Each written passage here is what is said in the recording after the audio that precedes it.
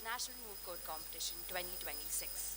We kindly request all our guests to put their mobile phones on silent before we begin. To commence the evening on a solemn note, we shall begin with the lighting of the lamp. I request all our esteemed dignitaries to kindly come forward for the same.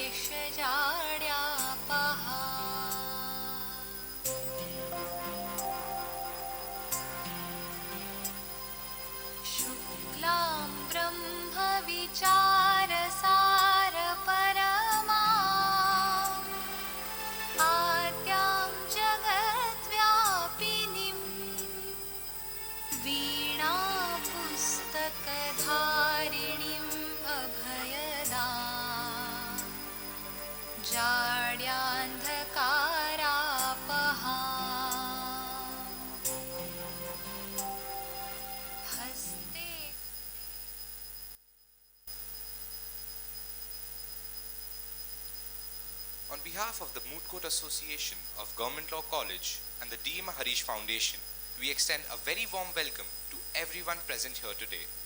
Our topic for this evening's discussion is the current West Asia conflict. Have the rules of war been violated?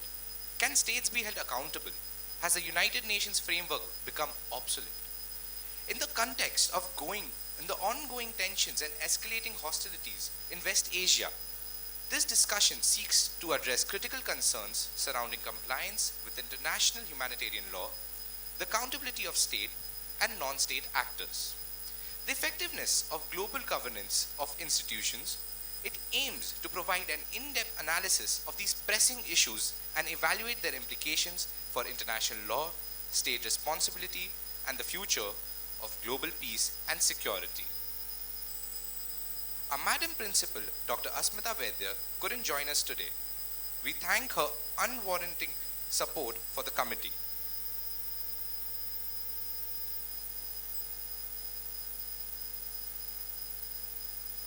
We are honored to have with us our esteemed professor in charge, Dr. Nuzhat Sheikh. She holds a Bachelor of Science degree and has qualified for the Junior Research Fellowship and the National Eligibility Test in Law, Criminology, Human Rights and Duties. She completed her PhD from the University of Rajasthan with her research focusing on human trafficking in India from an international perspective. I now request Dr. Sheikh to kindly address the gathering.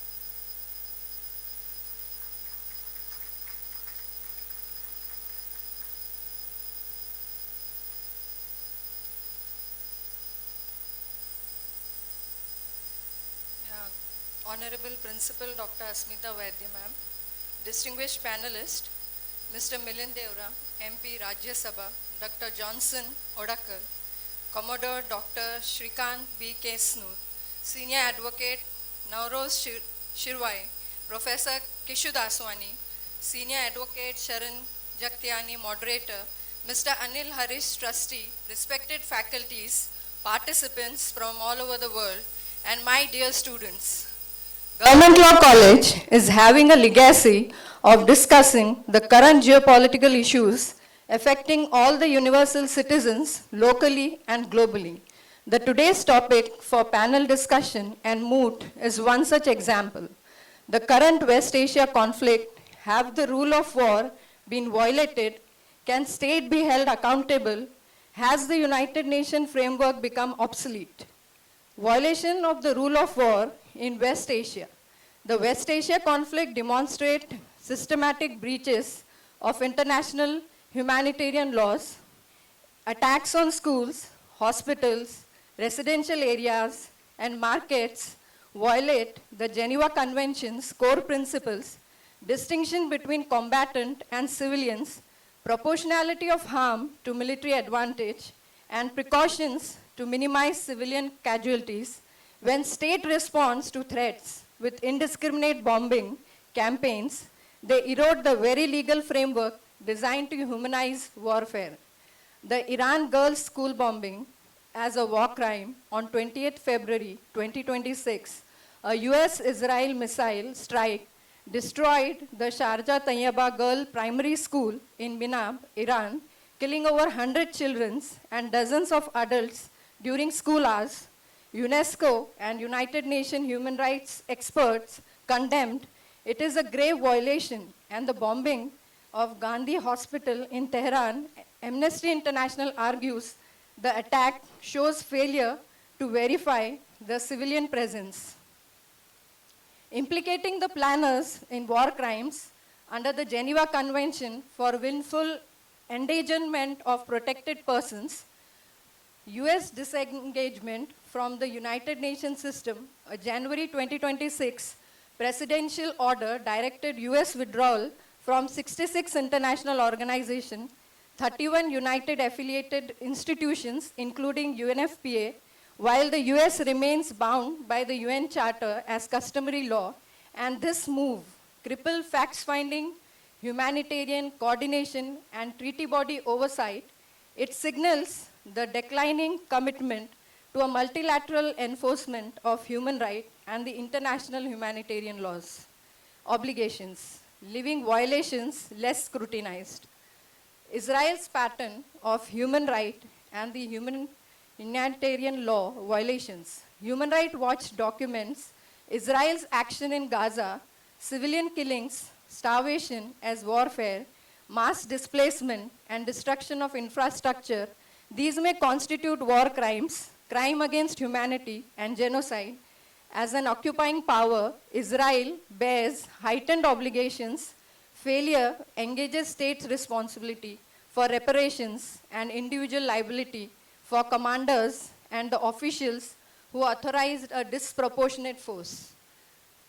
Global reach of US military bases. Now the US maintains 700 plus bases in 70 plus countries, dwarfing rivals. Now this network in Europe, Asia, Middle East enables forward deterrence but raises sovereignty issues.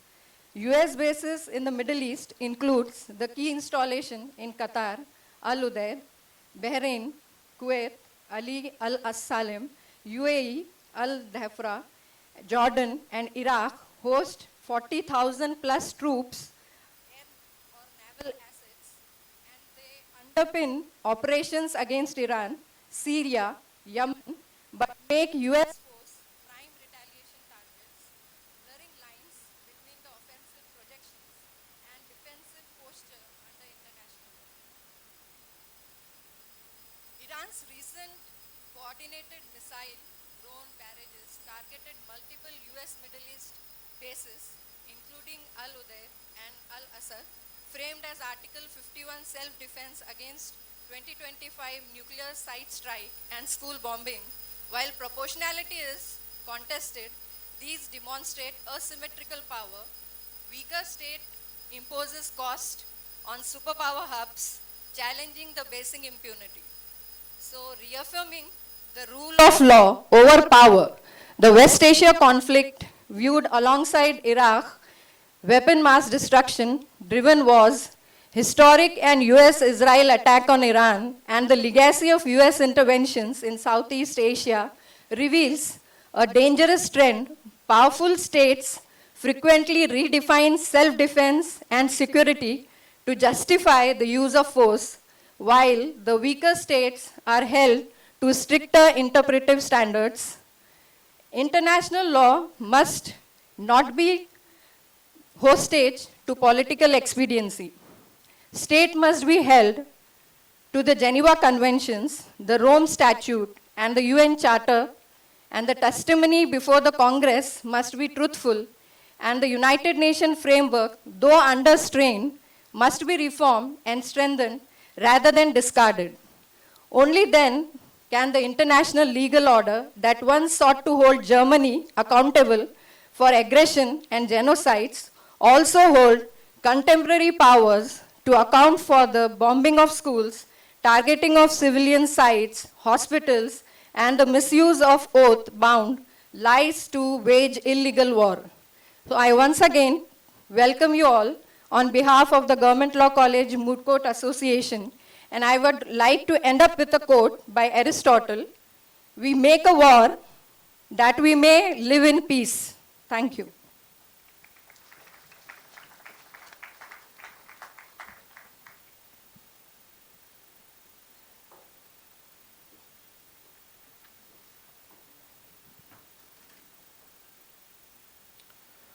Thank you for those enriching words, ma'am. Our first panelist is Mr. Milind Deora, a member of the Rajya Sabha and a former Union Minister of State for Communications and Information Technology and Shipping. Over the course of his career, he has built a reputation as a reform-oriented and accessible policymaker with a strong focus on governance, transparency, and citizen-centric development. During his time as a minister, he worked to improve regulations, expand digital and telecom infrastructure, and towards making services more affordable and accessible. He is also actively involved in urban development, youth empowerment, and innovation, especially supporting small businesses and inculcating technology in education. It is a privilege to have him with us, and we look forward to his insights. I now request Ms. Rishika and Mr. Arman Harish to felicitate Mr. Milind Deora.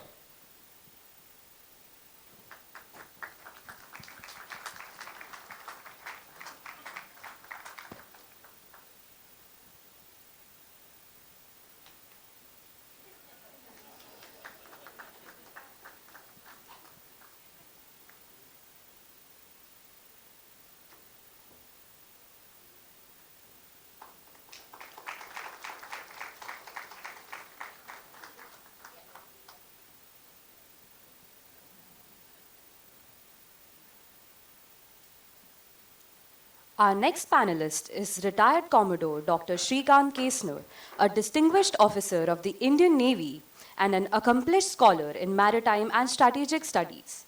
An alumnus of the National Defense Academy, he was commissioned in 1986 and served the nation with distinction for over 36 years. During his career, he commanded INS Vindhyagiri and INS Jalashwa and held key appointments, including Defense Advisor at the High Commission of India in Nairobi. He has also contributed extensively to the professional military education at premier institutions such as the National Defense Academy and the Naval War College. A recipient of the Vishish Seva Medal in 2021, he continues to engage in teaching, writing, and public lectures promoting maritime awareness. I now request Ms. Anushka Jagtiani to felicitate Commodore Dr. Shrikant Kesner.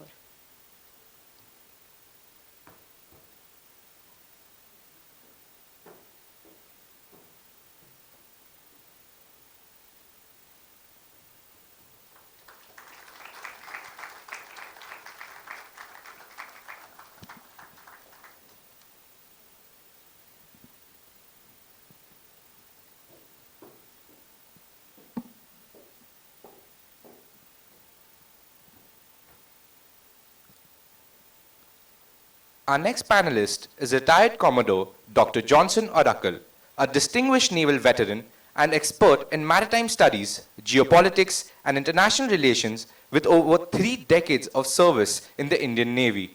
He holds a PhD in civics and politics from the University of Mumbai, along with an MPhil and multiple postgraduate degrees in defense and nautical sciences. His areas of expertise include maritime history, international relations, and navigation. He has served as director of Maritime History Society and as a faculty member and research guide at premier institutions. He continues to contribute as a mentor, speaker, and a thought leader in maritime studies. I now request Dr. Nusrat Sheikh to felicitate Commodore Dr. Johnson Oracle.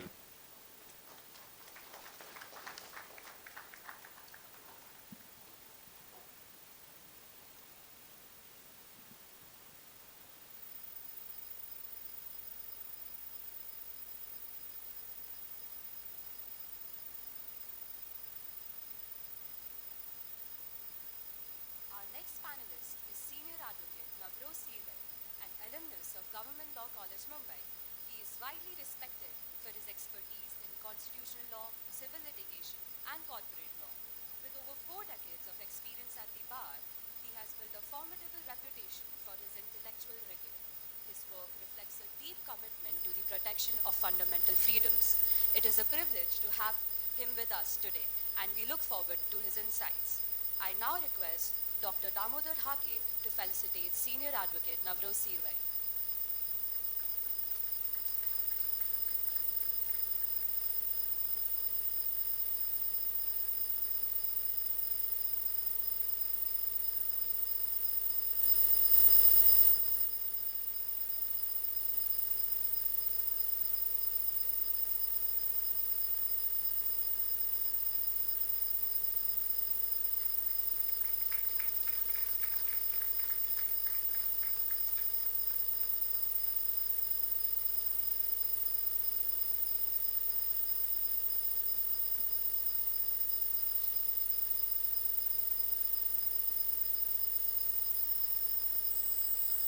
Our final panelist for the evening is Professor Kishu Daswani, an internationally recognized academic in the field of law and a professor at Government Law College, Mumbai for over 30 years. He has taught at several prestigious institutions in India and abroad, including Chulalongkorn University and the University of Navarra and the Naval War College, Goa.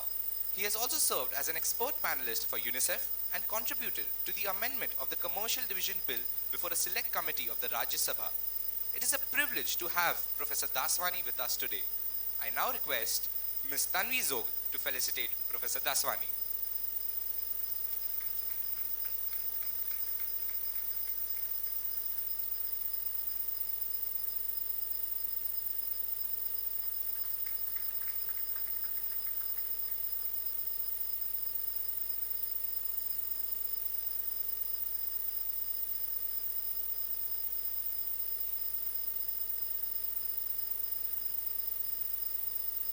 I would now like to introduce our moderator for this evening's panel discussion, Senior Advocate Sharan Jagtiani.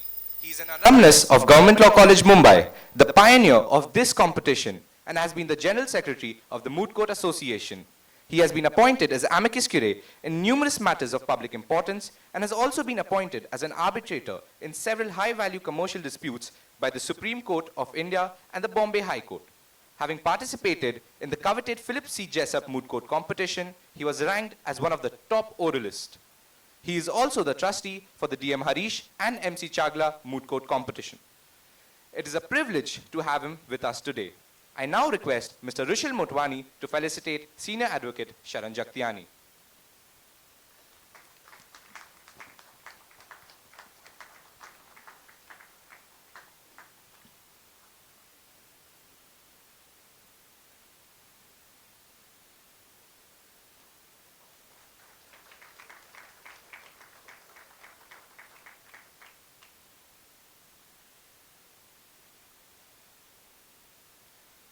I now request Ms. Disha Talsian to felicitate our Professor in Charge, Dr. Nuzhat Sheikh.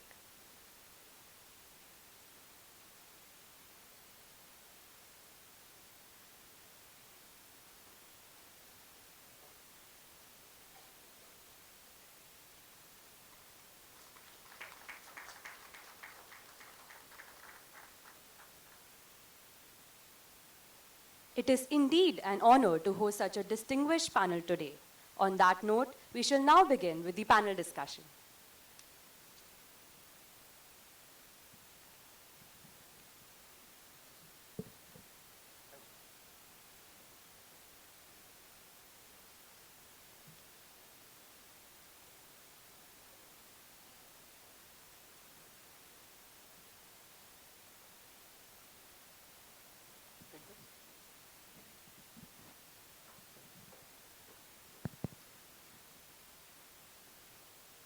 Good evening, everyone, and thank you for joining us at the GLC DM Harish panel discussion this year, that is 2026, on a subject that affects the world, affects the way in which we will now view the world in the future. It affects the state of international law, and it affects apart from the countries, of course, involved in the conflict, it affects India as well, and India's outlook and India's policy in respect of all matters relating to conflict, oil and gas, energy, and a number of other issues. This is a subject which could not be more topical, and perhaps that explains the large number of people who've come here to participate as attendants in today's panel discussion. I have the distinct honor of mediating or moderating the panel discussion today, and I'm conscious that we've spent a little bit of time in introductions, which is customary because the panel discussion is the curtain raiser for the DM Harish Moot Court competition.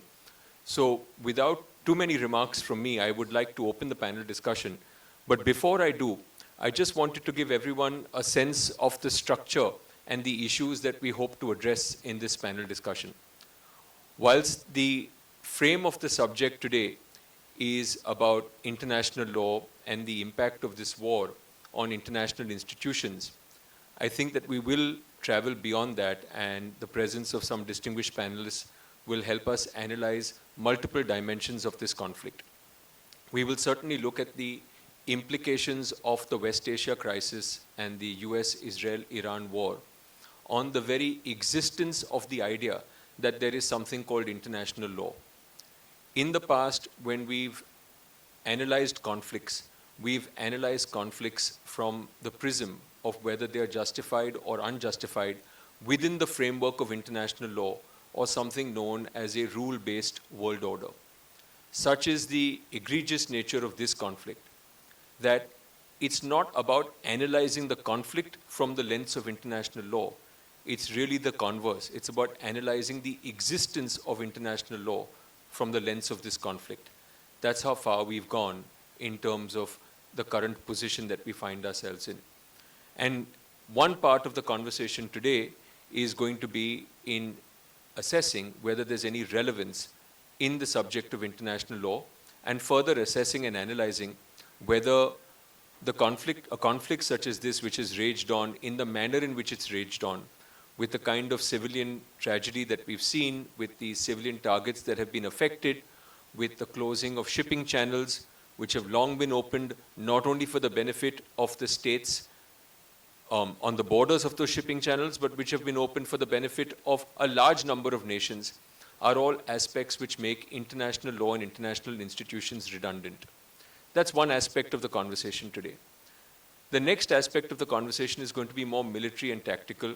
And to join in that conversation, we of course have two former naval officers from India, highly ranked, highly experienced, highly distinguished, and who've had the opportunity to serve in the defense forces of India, but who today are also very, very academically oriented in the work that they're doing.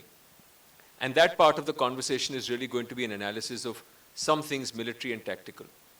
The assessment of what is it that's driven this war to start with. There are many theories that we have of what's driven this war. It's easy to let our personal opinions and prejudices become analysis, but the two are never the same.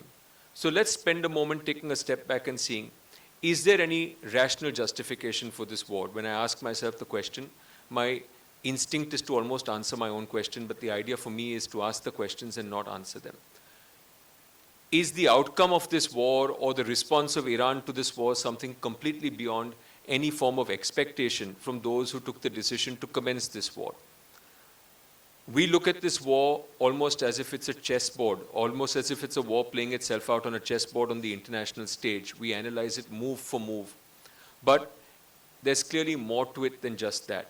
When we also talk about the reality of this war, we can't not talk about the sheer humanitarian crisis that countries find themselves in, that civilian populations find themselves in. And is that something which is acceptable within the boundaries of warfare? And the third segment of this conversation is really going to be to focus on the war from India's geopolitical standpoint. We are in India. We must spend some time having this conversation. Not just from the point of view of the implications of shutting the Straits of Hormuz to energy supply, crude supply, and liquefied natural gas supply to India, which is going to be severely impacted. The implication of all of this on the Indian economy, on inflation in India, the implication that every dollar increase in the cost of crude will have on the Indian economy, the people in India. We always talk about crude oil, we talk about liquefied natural gas, but in my short time spent studying for this panel discussion, I was shocked to learn that the bigger crisis that India faces, more than the choking supply of crude oil, is the impact that the closing of the Straits of Hormuz is going to have on fertilizers in India, on urea production in India. And there are so many dimensions to this. Again, within the India bucket of this conversation, I think we must spend a moment or two, time permitting, speaking about India's policy outlook. Has India said enough about what's happening? Is India's silence a masterstroke in that we can find ourselves in a position where we clearly have a bilateral equation with the US and Israel, but are also amongst the few countries whose vessels have been allowed passage through the Straits of Hormuz? Or does India owe a higher obligation to the world community to express its powerful voice today? So these are some of the aspects of the conversation that I hope to address in the time that we have. And like I said, once again, thank you for joining us, and we hope that we make this evening really insightful into what we otherwise know is an extremely important conversation. So with that introduction, I would like to start. Now, my job becomes easier. I have the opportunity of sitting back and listening to some extremely erudite responses. So with that, let me begin the rounds of questions today. I'll have questions for my panelists. I will give them an opportunity to respond to each other, and then hopefully a chance for some questions from the audience as well. So the first aspect that I want to touch upon, as I've already indicated, is the impact of this war on the international world order. And I have in front of me an interesting quotation from a well-respected foreign policy publication called The Conversation. And this is a quote of 1st March 2026. And it says, "The international legal order is now in free fall. When powerful states conduct illegal wars under the guise of prevention, weaponize diplomacy as cover, and openly pursue regime change, the rule-based order is literally dead." This is not the first time it's happening. We all know that when the US invaded Iraq in 2003 on a claim of weapons of mass destruction, when Russia annexed the Crimean region in 2014, pointing to Western precedents, and now when the US invades Iran on the basis that Iran poses an existential threat because of its uranium enrichment program. These are all self-declarations of threat which are not scrutinized by any international agencies or bodies and constitute a justification for what would otherwise be a complete violation of the most fundamental premise of international law, which is the recognition of the idea of sovereignty, an idea which is ingrained in Article 2 and Article 51, amongst many other articles of the UN Charter. So my first question to Navroz, and I will call him Navroz because I've known him far too long to call him Mr. Sirvai. My first question to Navroz is precisely this, Navroz, that has this current conflict rendered principles of sovereignty and a rule-based international legal system completely redundant? Can we now say that international law may as well rest in peace?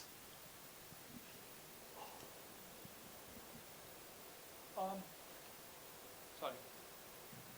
I think sorry, can I be heard? Right. Sharon, the question is pertinent, of course, and not for nothing are you kicking this seminar off with this question. But while at first blush, one would, of course, say yes to both questions, I do feel the issue is a little more nuanced. And the reason is that this is not the first time that this has happened. You gave a quote from March 2026.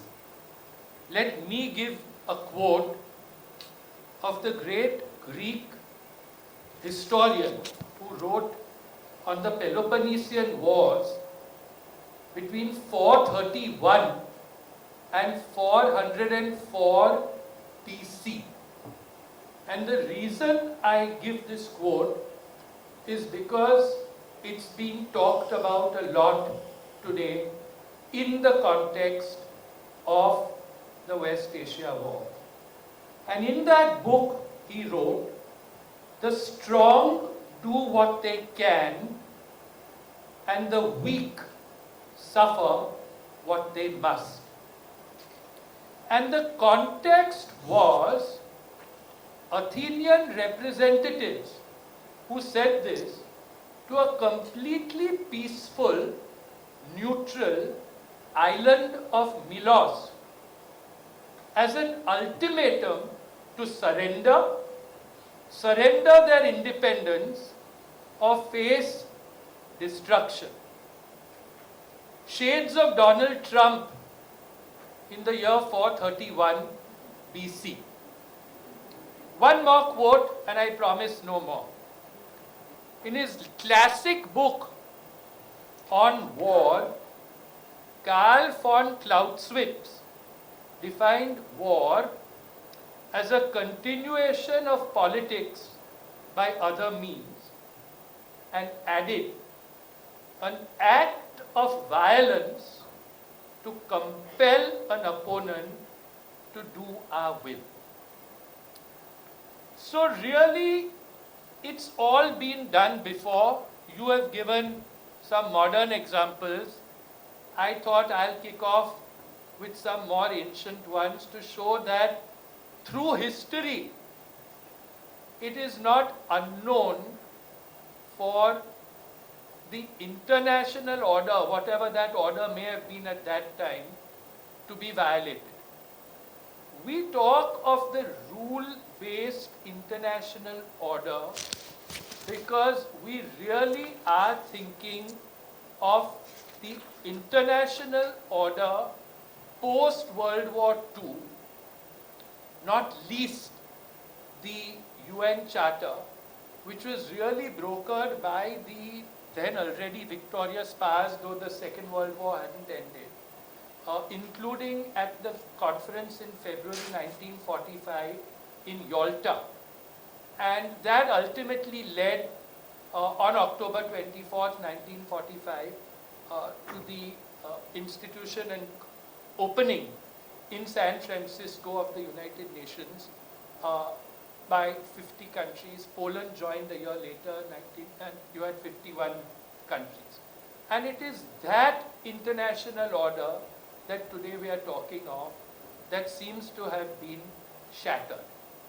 The UN itself was set up as a reaction to the shattering of what was an earlier world order imposed post-World War I by the League of Nations, an organization which, for many reasons which we need not go into today, initially was successful but ultimately ended in failure, culminating in the Second World War. So having said this, let me say that what has happened in Iran is, in a sense, at a different level.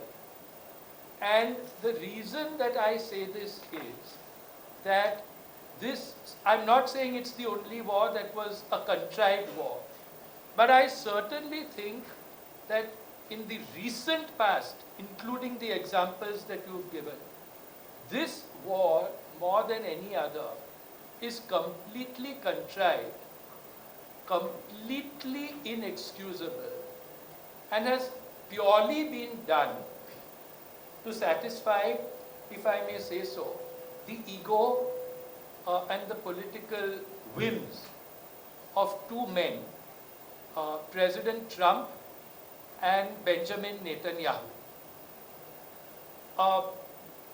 Whether it has shattered for all time to come the international rule-based order as we know it, and as I have sort of tried to define, I think it's a little too early to say. We've seen this before, we meaning history has seen this before, and yet things have come back to a certain state of normalcy. So I would say that while at this moment given everything that's happened, it looks to most of us as if the international order has been shattered. I think it may be a little too soon to pass judgment. And hopefully, and we need to be hopeful in dark days like this, a day will come, if not in the near future, certainly at some length of time, when we once again will see a more orderly state of affairs and a reinstatement of the international rule-based order. Thank you, Navroz. Thank you. Just staying with this, and I'm going to come to Kishu right now, to Kishu or Professor Daswani, depending on how you know him. Kishu, my question to you is this, that the whole purpose of international institutions in a functioning world order is for those institutions to have the force and the capacity to rein in errant individuals. But the way we see it right now is that the functioning of those international institutions in the face of this kind of conflict, especially when we're dealing with superpowers, is of no consequence whatsoever. And let me seek your response on this. That take, for example, the United Nations. What has been the United Nations response to this conflict? There's been an initial remark by the Secretary General calling for peace, which by itself means nothing. And the only UN resolution which has been passed, ironically, in the context of this conflict, is UN Resolution 2817 on the 11th of March 2026, which was incidentally co-sponsored by India, where the Security Council condemned Iranian attacks on Gulf states. Keeping this in mind, and with your experience and with your knowledge of the functioning of the United Nations and other institutions, would you say that the United Nations has absolutely no role to play, nor any capacity to play a meaningful role in bringing to an end this conflict? Thank you, Sharan. So that's the last question here. Has the United Nations framework become obsolete? Very interesting. I was in the audience and that boy there asked me, I want an answer to that question. Is the United Nations obsolete? I think he's interested in studying international law. So I think he's kind of anxious, what would happen to his future. Having said that, I think the UN is doing brilliantly. Okay? Look at WHO, UNICEF, UNESCO, IMF, FAO, ILO, International Civil Aviation Organization, UNDP, UNEP. I think the UN is doing brilliantly. They are failing in a very small aspect. Very small. It's the United Nations Security Council, the United Nations General Assembly, and the International Court of Justice. If you look at these three elements, the UN is dysfunctional. And here we come and see, and to just lay the basis of what Navroz said and what you said, international law, or the laws of war, pretty much govern 4 areas. So there are 4 aspects to it. Article 2.4 says, thou shalt not use force. Article 51 says, you shall use force only in self-defense. And there is Chapter 7, which says that in the event there is threat to international peace, the Security Council will move. And the 4th one is a responsibility to protect, which was used in Libya, wherein if a state is unable to take care of human rights violations within its state, or is itself engaging in human rights violations, the UN Security Council can actually move to attack that state and protect the population. Now, if 12,000 people were killed in Iran in the protests, this was a perfect case for use of R2P, that's responsibility to protect. But while negotiations were going on in Geneva, within 48 hours of Steve Witkoff getting off the negotiation, war happened. So what we are seeing is there's a deliberate subterfuge of international law here, especially in the case of the law that says, can you fight a just war? And the second one, if you're fighting a war, can you do it justly? So there are two main principles in international law. One is jus ad bellum and one is jus in bello. So put it simply, can you fight a just war? Now, is this war just? Is this now, and since, Mr. Silva, you mentioned the two fine gentlemen, Mr. Netanyahu and Trump. See, so let me tell you a bit about Benjamin Netanyahu. For the last 34 years, he's made 16 allegations that Iran is going to go nuclear. In 1992, while he was a member of the Knesset, he said Iran is 3 to 5 years away from nuclear weapons. In 1995, in his book, he said Iran is 3 years away from going nuclear. In 2002, in front of the US Congressional Committee, he said Iraq and Iran both have nuclear weapons. If you remember, Iraq was attacked. This was the second time. In 2006, he made a statement to CNN that Iran is going to make 25 atomic bombs in a year. That means in the decade from 2006 to 2016, Iran would have 250 atomic bombs. In 2009, he was found telling a US congressman that Iran is 1 or 2 years away from a nuclear weapon. In 2012, he spoke at the UN General Assembly, and this is really, you must see this. He actually carried a photo of a bomb, a round bomb with a little fuse on top, and he said, Iran is going to go nuclear. See? So this was in 2012. Again in 2015, to sabotage the Iran nuclear deal, he spoke at the US Congress saying, Iran is weeks away from a nuclear. So, and of course in 2025, and the list goes on. So for the last 34 years, we've been hearing Iran is going nuclear. Now, what was the justification to go to war now? And there's absolutely none, except, as what Mr. Sirwai said, a bit of personal ego, because from being a member of the Knesset 34 years ago, he's been calling for an attack on Iran on grounds of nuclear weapons. Now, coming to the other gentleman in the fray, Donald Trump. Now, we've all been hearing he's shifting the goalposts, right? It's Iran going nuclear, it is regime change, etc. But somewhere the truth slips out. And recently he made a statement, to the victor goes the spoils. And the second statement he made, that if I get the Straits of Hormuz, I'm going to charge rent. If that is not a colonial mindset, nothing is. So it is very clear that the other Arab nations, Saudi Arabia, Kuwait, Bahrain, are already pro-United States. And Iran is the rogue nation, and that has to be brought with. So it's a colonial, and neither the colonial mindset nor an ego can be a justification for war. The second element of international humanitarian law is when you're in a war, should you fight a just war? And I'm just going to give you some quotes that we've heard. The Hexit, who's the Secretary of Defense, says, no quarter, no mercy for enemies. That is completely violative of international law. It is completely violative. In fact, it constitutes a war crime to say you will not give a quarter or a mercy to your enemies. In fact, the US war crime statute, 18 U.S.C. 2441, actually designates a war crime. It as a war crime to say no quarter, no mercy. Trump has been gone on to say, I do not need international law, I'm going to attack Iran for fun, etc., etc.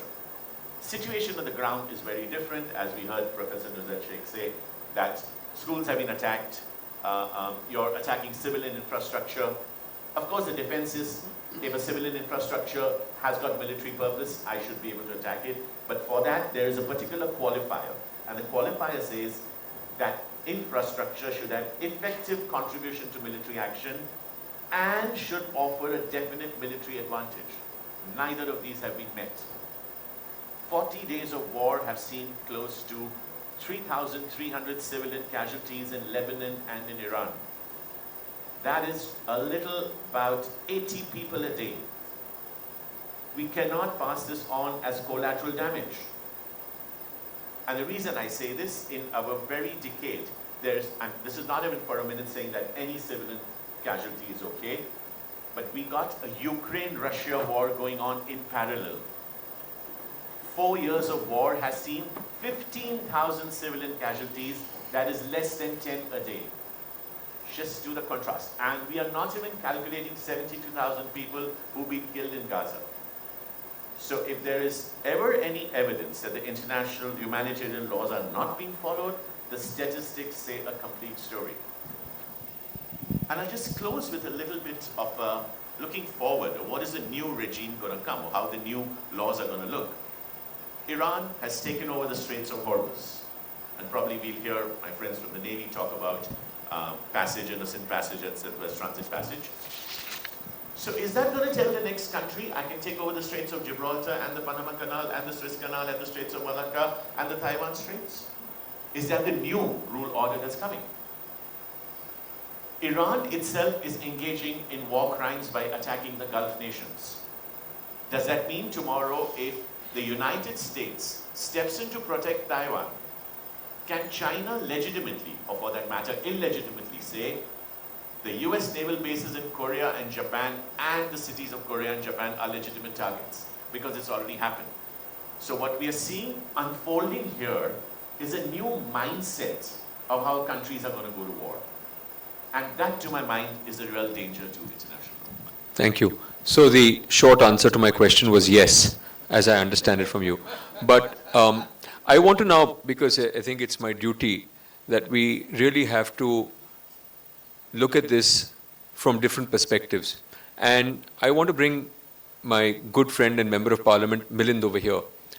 Because from the Israeli standpoint, I want Milind to answer this particular question, which is that for long years, their justification for an attack on Iran, as much as we may believe it's disingenuous, has been that Iran is in possession of about 440 kilograms of enriched uranium, that Iran is on the verge of establishing a nuclear arsenal. It's well established that Iran has the delivery systems to then deploy this nuclear arsenal to countries in the region, and most particularly Israel. And Israel says that this is an existential threat. Milind, you've been in government for many years. And if you see this from the India perspective, where for many years we believe that we're surrounded by hostile neighbors, and one of those neighbors is enriching themselves in this manner, can you see, assuming of course you believe that these facts are true, from your point of view, can you ever see a justification for a preemptive strike of this nature? The short answer is no, because we have a no first use policy. That's part of our nuclear policy. But, Sharan, let me rewind a little bit and answer your question by sort of going into what Navroz and Kishu were talking about earlier. At the heart of it, when you think of what a rules-based order is, and the fact is, we may differ, some of us on this panel, but I believe that the international rules-based order that really emerged 80 years ago after World War II, have served the world well. By and large, they've served the world well. We have more peace than we did for hundreds and thousands of years, since humanity began 250,000 years ago. But I think it's important to note, when you talk of what those triggers are for ensuring that we have a rules-based order. In the last 60, 70, 80 years, there's no doubt it was international law. Kishu is right that multilateral organizations like the United Nations do extremely well when it comes to developmental assistance, but fare very poorly when it comes to the Security Council to prevent wars.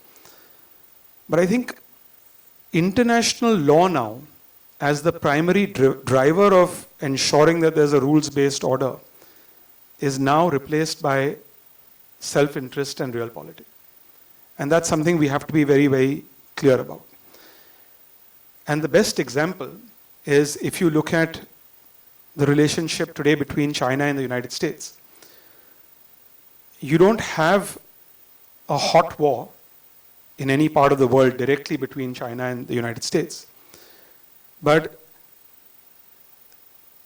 China and the United States, despite serious strategic military differences, still have a relationship one with another. with one another. And that's driven entirely by realpolitik and by self-interest. And that's fundamentally very, very different from the Cold War between the Soviet Union and the United States, where the only really area that they really spoke to each other on was when it came to cooperation in space. I also think it's important for us to understand and be cognizant of the fact that going forward, you will see self-interest play out in very, very different ways. And I think the reason I say that is because the speed of politics and how quickly politics is getting disrupted around the world in different democracies. These are things that have never happened before. If you look at the West and the Western hegemony over so many decades, just the fact that today migration has become the biggest political issue in the West, there's no doubt in my mind that that will play a huge part in their foreign policy going forward. The fact that in the last 20 years, I don't think the West has fully understood the impact of China on their jobs and on their small and medium sectors. The fact that their main streets in a country like America have entirely been outsourced to China. And when you mix that with a very culturally divisive issue like migration, it becomes a very deadly political cocktail for politicians on either sides of the aisle. And you can't help but that will manifest itself politically and even in terms of foreign policy. You know, there's a tweet which somebody put out in the United States, in fact, someone from the MAGA camp. And since we're all speculating what was the reason for this war, someone said that to be fair to American policy, foreign policy, it took the United States 20 years to replace the Taliban in Afghanistan with the Taliban. And in comparison, it took them just 9 days to replace Khamenei in Iran with Khamenei. So, the fact is today, Iran has even greater control and even greater leverage on the Straits of Hormuz than it did before this war began. So now, why did this war happen? Honestly, no one knows. My personal view would be, since we're all playing a guessing game, I think the United States, after what happened in Venezuela, where you can call it that they successfully implemented some form of regime change, they got overconfident. There may have been parties because, frankly, Trump 1.0 is fundamentally different from Trump 2.0. I think Trump 1.0 had a very successful innings when it came to the Middle East. His policy was very clear, no war. He wanted peace. He moved ahead and implemented the Abraham Accords, which frankly was something, if you ask me, I never believed it would get implemented. Israel talking to United Arab Emirates, having a conversation with Bahrain. When I flew to Israel a few years ago, I flew via Dubai, something you thought would be impossible. You saw Saudi coming in. All of those things will obviously be strained. So the fact is that when we talk about multilateral organizations like the United Nations,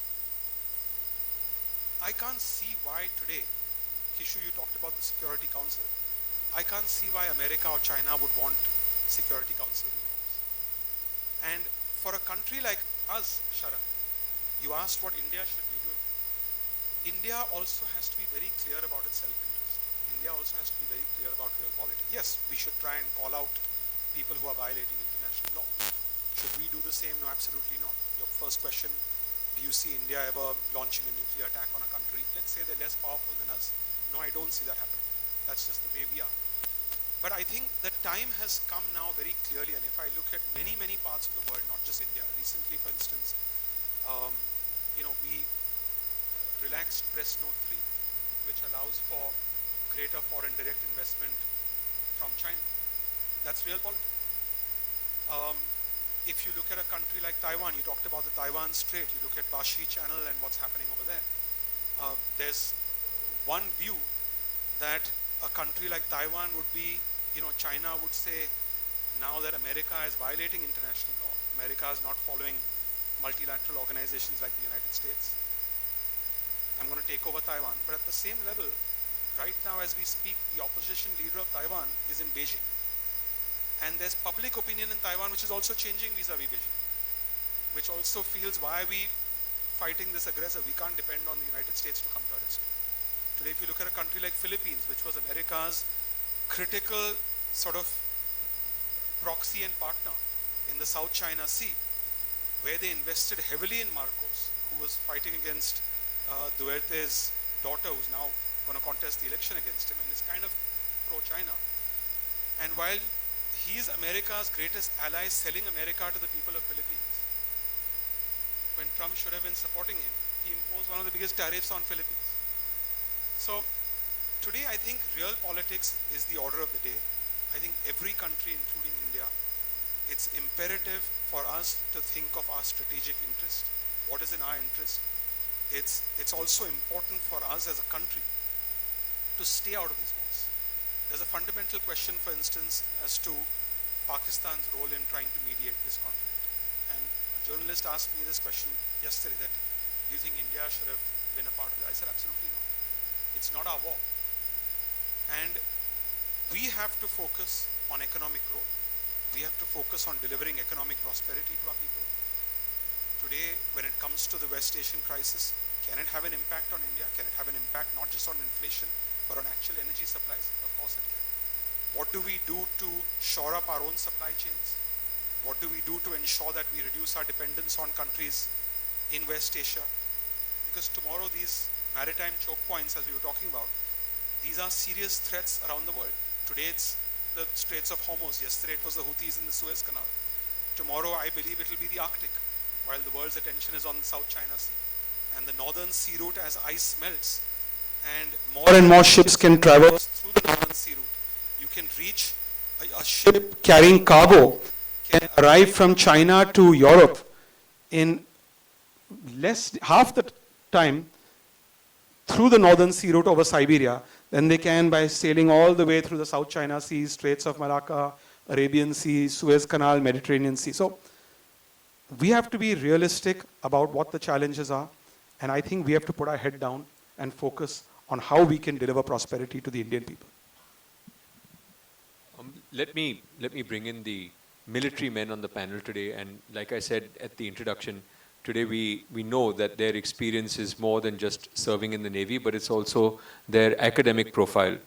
So I have a couple of questions for both Commodore Johnson and for Commodore Keshnur, and of course you have the opportunity of responding to whatever you've heard so far.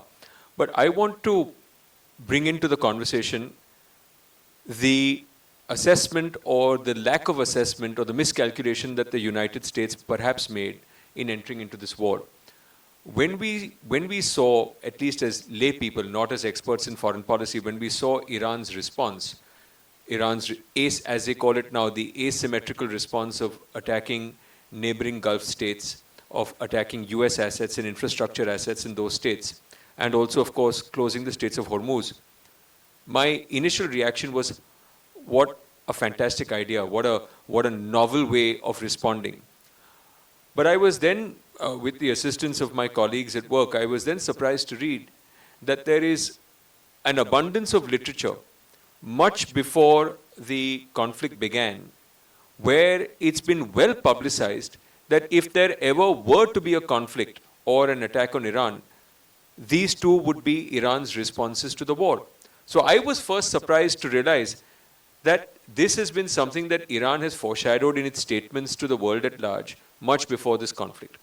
And that then takes me to the question, I'll start with Commodore Johnson first, that given that this was always a possible response, and given the significance of Iran's control over the Straits of Hormuz, and I'll just highlight one or two statistics so that you can respond, which is that over the last 3 years, 20% of the world's liquefied natural gas and 25% of seaborne oil trade passed through the Straits of Hormuz. And this illustrates the location of that particular strait. And in terms of barrels per day, the last available estimate was 21 million barrels per day. That's one statistic I want you to keep in mind. And to the point that I just made, that Iran has always threatened to close the Straits of Hormuz if attacked. The first time it publicly declared so, apparently, or at least that's what's in the public domain, is when the Ahmadinejad administration said in 2011-12, that is 14 years ago, that if ever there was an attack on Iran, shutting the Straits of Hormuz would be as easy as drinking a glass of water. So it really, for anyone in the world of policy decision making and conflict, this should come as no surprise. And yet, we are so surprised at this form of response. Commodore Johnson, I want you to weigh in on this. Keeping this in mind, would you agree that the manner in which this war has been planned and effected has been a tremendous miscalculation? Or is it something that the US has taken into account, realizing that the fallout of closing the Straits of Hormuz would be felt elsewhere, and therefore they're not really concerned with it at all? Thanks, Harish. Short answer is I don't know what the US was thinking. One of the things that, having transitioned from active military operations to, I was fortunate to, I would call a cooling off period, where the Maritime History Society, and I had a great amount of time to embellish my academic interests. Personally, even this discussion, while it is very germane and of interest to everyone, it is very early. We do not have the information. I am a die-hard research methodology person. Whether it is my grade 9 trying to write a 1,000-word report, or some uninterested 40-year-olds trying to do an MA dissertation. So when I'm saying this, I don't know exactly, and I think in due course of time the details will spell out. But having said that, two aspects I want to talk. One is about the Strait of Hormuz, and second is, did the US miscalculate? We have, while both of us, Commodore Kesnur and me, have not studied in the US, but some of my good friends have. And it should not surprise us that there are contingency plans for every scenario, some of them far beyond our imagination. So in that sense, these have been war gamed. Both of us have been at different maritime warfare centers, and one of our jobs, at least with my strategic assignments in the Navy, is that you don't fight yesterday's war. You are always thinking ahead. But there are some consistencies. We talk of 2011 threat. I remember my first trip crossing into the Hormuz. I don't remember much when I crossed as a cadet with the shipping corporation. Yes, I was in the Merchant Navy before. But in my early days in the Navy, I was surprised at the very tone and tenor in the manner in which the Iranian authorities were even conversing with us on the open channel when the ship was passing of a country which is friendly to them. That's not out of any problem in terms of international relations. It is that though international law or maritime law does not recognize the kind of authority that they are exercising, they have always in mind that it is their waters. You have to go to the region to understand the difference between Persian Gulf and Arabian Gulf, depending on which side of the Gulf are you on. I mean, that's just because they are two different entities, we paint them with one brush. As far as Iran is concerned, my first encounter was 5 fellow trainees on the training ship Rajendra. I saw the intense focus and clarity. Some of them went ahead. Again, another common friend was the defense attaché there. There have been enough number of people. The IRGC is still alive and kicking. Regardless of who has been attacked, including the IRGC head, they are very clear they have run their contingencies, and so have many other people. In fact, I would say the people on the northern side of the Gulf have better war-fighting simulation than the southern side, and I'm not taking sides, it's just a very honest view of that. And so, what Iran has done should not surprise us. Is it lawful? Absolutely not. But having said that, as far as the US miscalculation, I think Honorable MP Milind has already mentioned it. probably a sense of overachievement in Venezuela. I was on a break in December from the wonderful environment of Mumbai to a more manageable environment of Cochin, and then on 4th, Venezuela happens. So we thought that was a one-off, but everyone knew it was not one-off. People are expecting Greenland to happen next, or Cuba to happen. We are very worried because we have seen a line outside the LPG counters, which itself surprises me. How did gas stocks run out in 2 days? We have weeks of quota. But having said that, that is not the surprise. The surprise is only that they choose to do with Iran under bad advice that has already come out. Because unconfirmed reports have said that senior military advice was available asking Iran not to be attacked. Don't ask me my sources. I don't have any special intelligence briefs, but if you put the pieces together, there was enough input. But there was also input to say, this is the best time to attack. And we have overwhelming superiority. And I think the swing factor was not in the US. The swing factor was in, I'm going to pause because I'm going to say something, and I know this is no Chatham House rules. There are two nations that have been artificially established in our region. They have no historical basis. One is on our neighbors,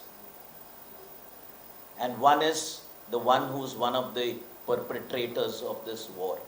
Please, let's not, I can have a separate conversation on the biblical background of Israel.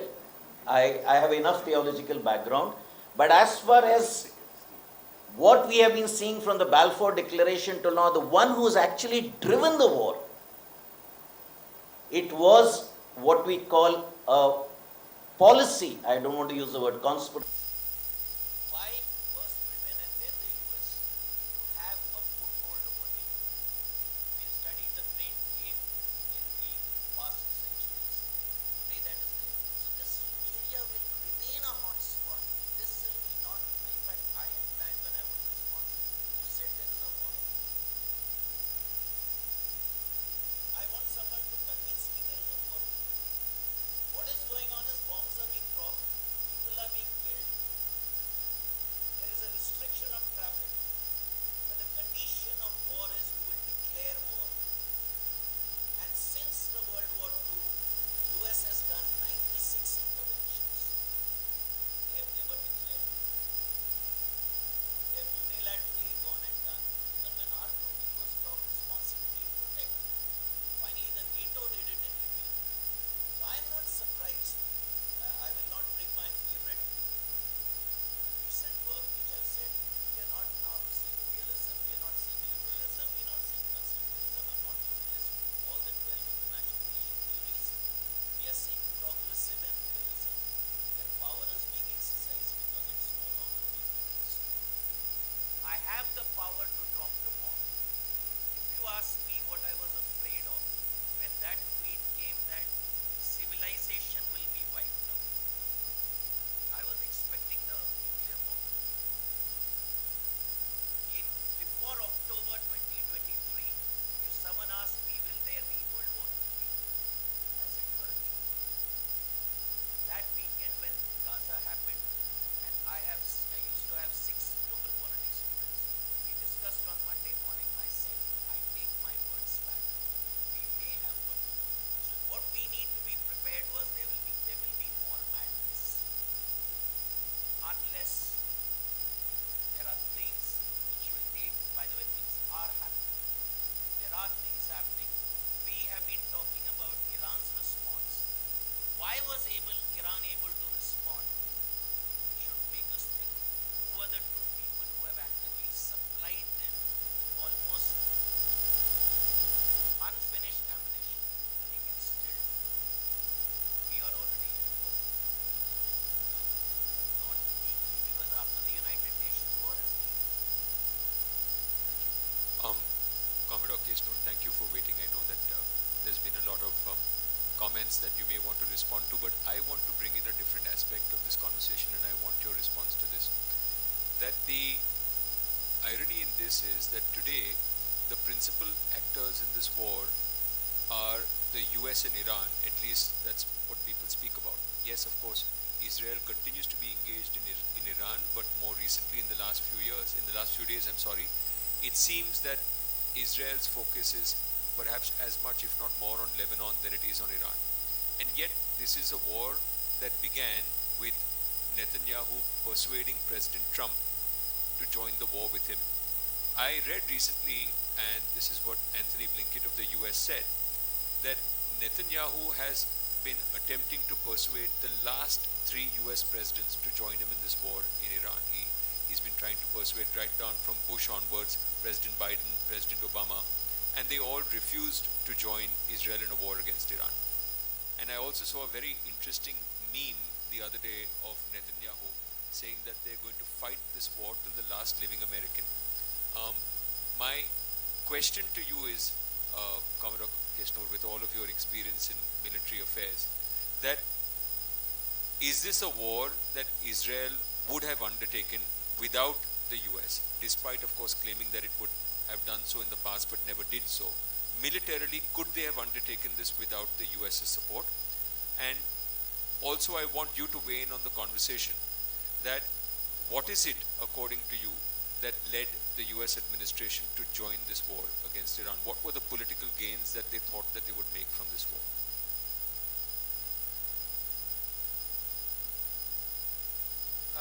Thank you ever so much, and good evening. Already I have a sense of the house and the way it's feeling, but it might be good to offer a somewhat alternative viewpoint to that. And I go back to what you said in your opening remarks, that if we start letting our views prejudice our analysis, then you tend to front load that in the argument. So let's try and be as dispassionate about this as possible, of course while respecting everyone's views.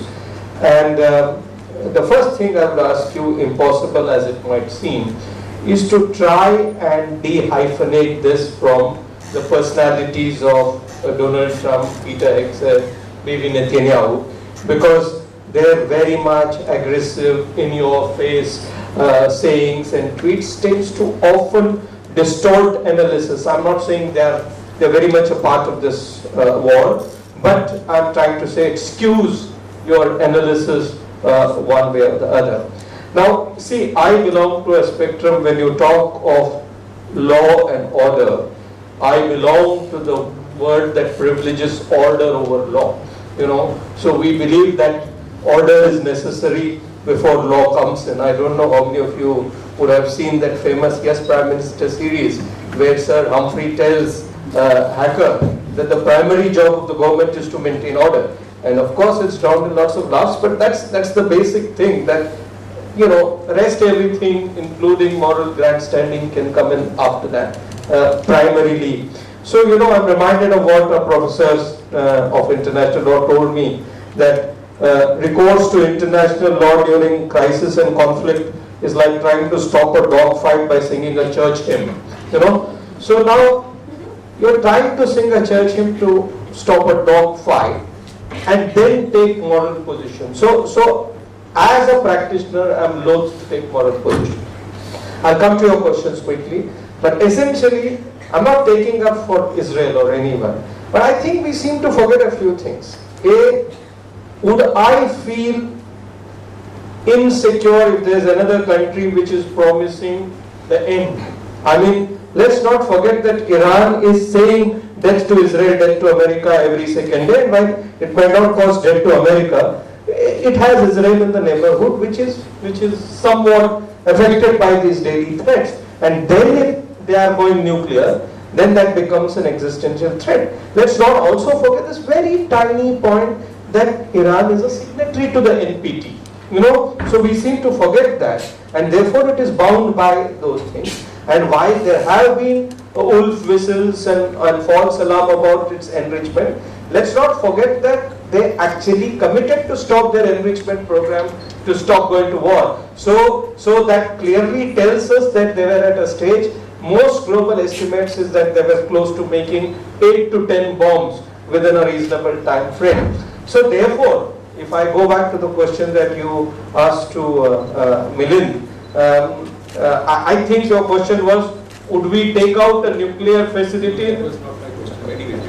I mean, look, since there was a chance for India to take out Pak nuclear facility in the 80s, I would have certainly gone along with that option if it was possible. You know, because when you go to war, you want to go to war to destroy enemy's war-waging potential and stop him from coming to another war. Now that might not happen, but that is how you go to war. I mean, you don't go to war just, it's not a teddy bear's picnic to say, okay, we'll have supper after this and decide what to do. So now, in that context, your questions, would Israel have gone to war all by itself? I doubt, because what Israel has done previously is heavy aerial bombardment. Let's not forget that Israel has severe limitations. It doesn't have a blue water navy. It doesn't have lots of things that are necessary for it to wage a full-fledged war against Iran. So it would have probably done what it did last June or earlier, taken out Iranian strategic assets through heavy aerial bombardment and concentrated on force protection and air defense in its own case. So obviously there was a lot in stake for Israel to take America to war along with it. And there I think I agree with the rest of the panelists, they have miscalculated. Because what caused the Americans to go to war, I think Commodore Johnson and I mean, I agree with him that if you are a historian, you will take time to judge. But if you wear a commentator's hat, we have been into war gaming, they messed up majorly in their war gaming appreciation. Because even for the Gulf War, the amount of preparations they needed to put in.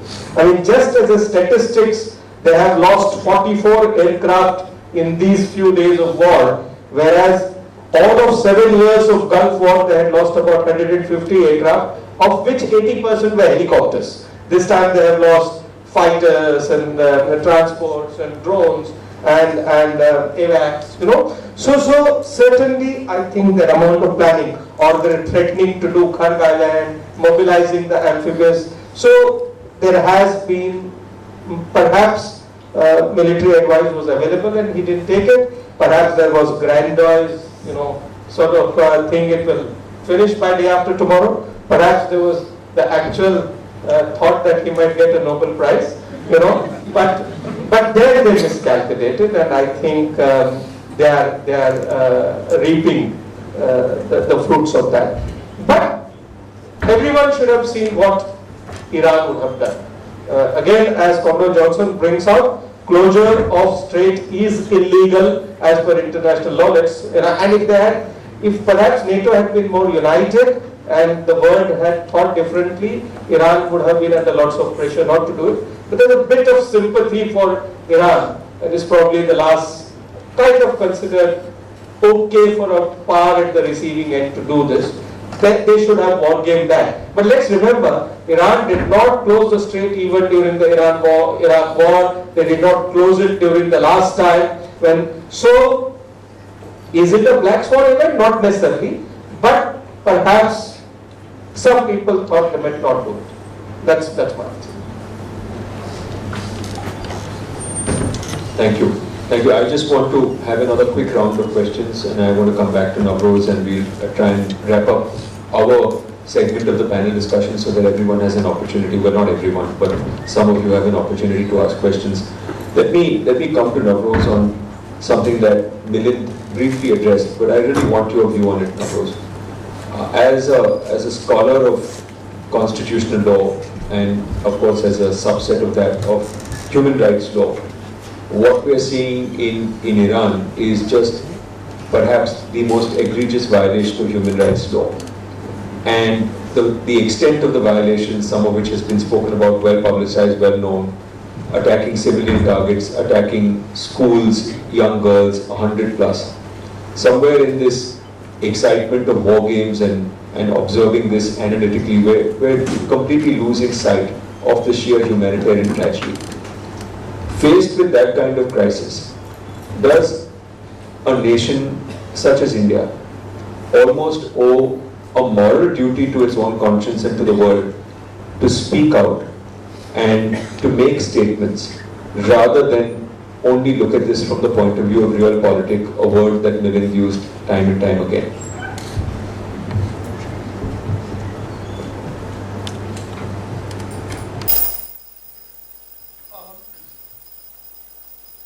My short answer, you are looking for short answers, is yes. I think India has the moral stature and ought to have exercised that moral stature without fear that it would have affected it in any way other than positively, to have spoken out against the outrages that are taking place in Iran. And we must add, in the recent past meaning literally the last few days, in Lebanon as well.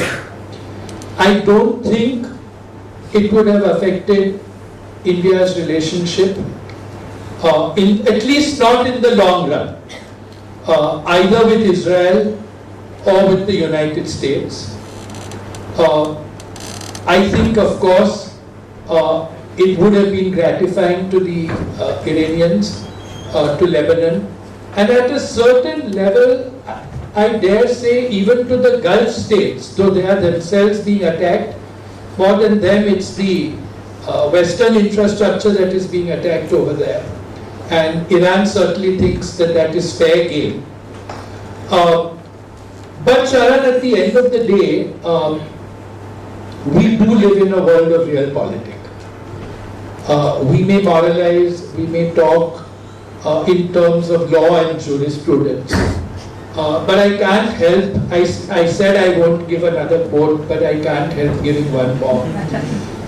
One of the great English prime ministers of the 19th century, Lord Palmerston, said, there are no permanent friends and permanent enemies, only permanent interests. So maybe, to give it its due, the Indian government thought that in a moment like this, it may be more advisable to, in a sense, duck its head, if I may say so, without any disrespect to the government. And rather than please one section at the possible cost of displeasing another, to sort of stay neutral and not make any strident, overt moral comment. It's a nuanced issue. It's a question which could deserve a seminar of its own, but since it's only part of the questions that are being asked, I think that's my answer. Can I make a couple of other comments as well? I read an interest. I'm not on social media, so I don't know what's happening on Twitter and Instagram. I do read some foreign journals and hear the BBC and CNN and all that. And 4 days after the war began, on the 3rd of March, there was an illuminating article on the CNN blog, which said that Donald Trump, and I am bringing in personalities, and you'll forgive me, because you can't not bring them in this discussion. Donald Trump's defense ministry and the foreign ministry both told him that Iran will never close the Straits of Hormuz. Now maybe that's because they hadn't done it through the 8 years of the Iran-Iraq war. They didn't do it when Israel repeatedly attacked them, not least in June or July of 2025. And the author of that blog, who was an academic, said that when you have a president who only wants to hear things that please him, even your experts in the ministries of defense and foreign affairs tell him what he wants to hear. And that this was the single greatest miscalculation that America made. So I thought that was one thing I could say. The other was to something that Kishu said, that the UN is a failure politically, in the sense of the General Assembly and the Security Council. I'll leave out the court. No, in the sense that, yeah, historically you must understand and appreciate that the UN was formed by the victorious nations in World War II. Essentially the United States, Britain and Russia. And at that time they were all allies. And I think at that time when they framed the structure, especially of the Security Council, they did it thinking and keeping in mind the immediate past history, that the veto is something which really is purely theoretical and will never really be used, and that if the Security Council needs to act, it will act with the unanimity of the 5 permanent members. That very, very shortly broke down. In fact, even as World War II was ending, because of the compromise made by America and Britain to Russia and to Stalin, not least at Yalta and thereafter at the final conference at Potsdam in July 1945.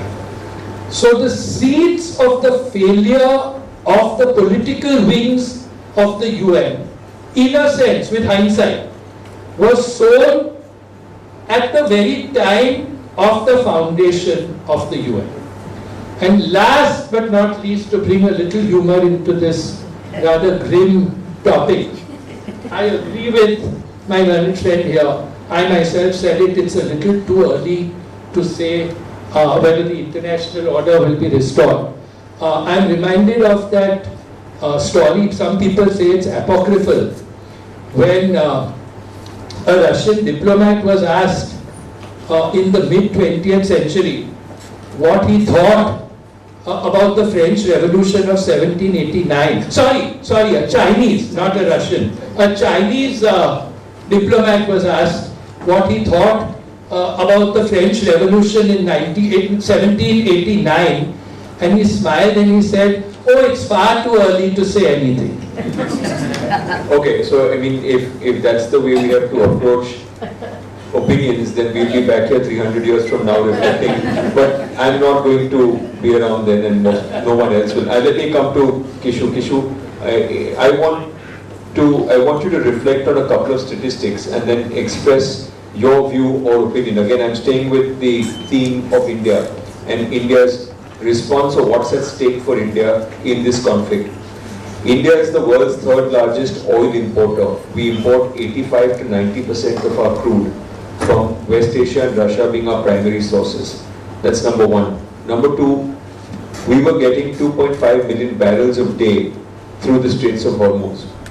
Number three, and this is a statistic that we in India don't pay attention to because everyone is so focused on the Straits of Hormuz, which is the fertilizers apart, the impact of this present crisis on the repatriation of money into India from Indians living in the Gulf states. It's an astounding statistic which I want to share with everyone, that about 9 to 10 million Indians live in Gulf countries, and the total remittances made by them into India constitute 40% of India's overall annual remittances, approximately $135 billion a year. If this conflict is going to rage on, it's going to have devastating effects on the Indian economy. Two questions to you. Is that when you assess India's response to this conflict, both internally as also in terms of the position that it's taken with its in foreign policy terms, are you in alignment with the way that India has responded? And number two, is that according to you, what is it that India can do or should do to deal with the possibility that this may go on significantly longer if the ceasefire breaks? Okay, I'll try and keep the answer short. Yes. Can we just wait? Yeah. I just want to make a couple of comments to what I heard and then I'll launch in. So, Mr. Sirvai, you left out the ICJ. I know, I didn't. No, I just want to tell you that the ICJ actually passed a ruling that says when the existence of the state is in question, the use of nuclear weapon is valid. Now, nobody listens to the ICJ anyway. So they could have just said, no, it's not valid, but they actually make that statement, you see, in that context. So, of course, that time Rosalind was was the president of the ICJ at that point in time. Also, Mr. Keshav, you're sitting across at that side, and you did take up the cause of Israel. And I just want a quick comment. I just want to give a quick comment. We cannot. Louder, please. Sorry, we cannot look at Iran post 1979. You have to look at Iran pre 1979. The British were there in Iran for many years. They took the oil for about 50 years. Much later, the Shah of Iran came in, and he had his own his secret service, the Savak, and they were working with MI6, CIA, and the Mossad. So Iran, the revolution in Iran that came up, and the US blockade and British blockade and US sanctions have already given that mandate that they are anti-American there. So there's a long history that really goes there. Anyway, coming back to your question, Sharon. As Milind said earlier, India has taken a stance which is, I don't know, intentional or unintentional. But the end result has put us in a very good position. Sometimes doing nothing is the best, and silence is golden. So at some point in time, I think we have taken a balanced view. So we have also given shelter to an Iranian vessel in Cochin Harbour. So see, we are following international law there. We have given shelter to an Iranian vessel. At the same time, we are keeping our dialogue open with the United States. Despite the major tariffs that were imposed on us by the US, India was still nuanced in this diplomatic relationship. So I think we must really continue the same way for the simple reason, what can we do? You see, what exactly can we, geographically we are distanced. Okay? Are we able to pressurize any one of the nations to do anything? The answer is no. At this point in time, we are at the receiving end, and in fact, 40% of our crude oil comes from the Straits of Hormuz. LNG is 50%, LPG is 90% of our LPG comes from the Straits of Hormuz. Fertilizer is 40%. So if today, we can only hope that Iran does not put in the $2 million per ship on Indian vessels. There is also on the proposal to put $1 or $2 a barrel on the thing that's coming in, and that's going to probably raise our annual oil import bill by 80,000 crores. And that is what we just cannot afford. Now, we do need to realize that Iran is not suffering in this because they're selling oil at a higher price. It is we who will be paying the higher price. So if the conflict does continue, the Gulf nations, so for that matter the United States as well, will be selling oil at a higher price. It's beneficial for them. But we are the purchasers, so we will be suffering. To your second aspect on what should we do with the Indian diaspora that is in the Gulf. And I think historically, India has done wonderfully for our diaspora, including when there was the Iraq war, we airlifted people out, and right now also, I think in many ways we are taking good care of our Indian nationals in the Gulf. I do not think that the Gulf is going to overnight collapse, or that all the people from India who got jobs, they are suddenly going to be jobless and going to come back, or the remittances will stop. I do not see that happening. I do see this war ending very fast because both the nations do not have the capacity to continue. The only nation that wants to continue this war is Israel. And they do not or are not as much anti-Iran as they are wanting to annex Lebanon. See, we are missing a big point here. Israel wants Lebanon. They have destroyed the bridges on the Litani River. They have occupied southern Lebanon. To my mind, and maybe others can comment on this, the main focus is Lebanon. They got the West Bank, which is a buffer zone. They got the Gaza Strip, which is a buffer zone. They got the Golan Heights in Syria, which is a buffer zone. They have taken an additional area in Syria, which is another buffer zone. And the annexation of Lebanon is also one of the marquee aspects of Israel foreign policy. And they want to occupy. In 1982, they already occupied. So the only country that wants to continue this war is Israel. And that is why I think if India continues its, and I'm not going back to the Nehruvian era and saying non-aligned, but if we continue our, what we call strategic diplomacy with people, I think we will be in a very, very good position, as so far we have been. Thank you. Commodore Johnson, very quickly, one of the early events that really shook all of us and was one of something very close to home was the US submarine attack on the Iranian warship, naval ship, that is the IRIS Dana, which had just participated in a naval exercise in India, and this happened on the 4th of March 2026. Of course, the ship was sailing outside Indian territorial waters. It was still in the Indian Ocean, but it was not a ship engaged in conflict. It didn't have the means to engage in conflict at that point of time. As a person who has been in the naval forces for several years, I want to know first and foremost from a human response, or your human response to that tragic event. How did you feel? Because you must have participated in these forms of naval exercises with naval officers from foreign countries, and it's an effort at international cooperation. They were our guests in India, and for this to happen immediately after the naval exercise. So that's really a human response, because you have been a part of the Navy. But equally, I want you to explain to us whether that form of response is, in your book, acceptable means of warfare. I don't care about whether it's effective. I want to know whether, from a moral standpoint, that's an acceptable means of warfare. Thanks, and I'll stay on the question. For all my 45 page of notes, invite me for a separate keynote. Okay. Yes, RIS Dana. And I'll try and follow the advice which Kanta said is, I'm for a minute going to keep my personal view aside.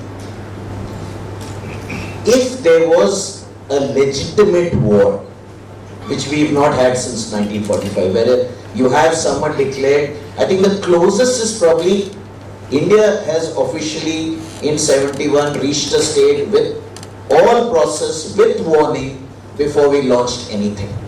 If anything, we have been probably the most apt. Otherwise, very few cases of someone saying. Because when you declare war, there is a war zone. And for a minute, don't think of land. Sensible people live on land, crazy ones go to sea. And after a while, salinity makes you senile. Okay, so these are our views.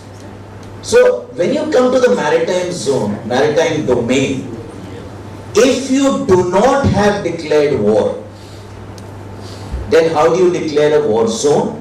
How do you declare? There are classic things. We have maritime exclusion zones, we have passages. You allow neutrals to get out of the area. Because not having collateral damage, we have said Justin Bellow and Justin Bellow, we've talked about it.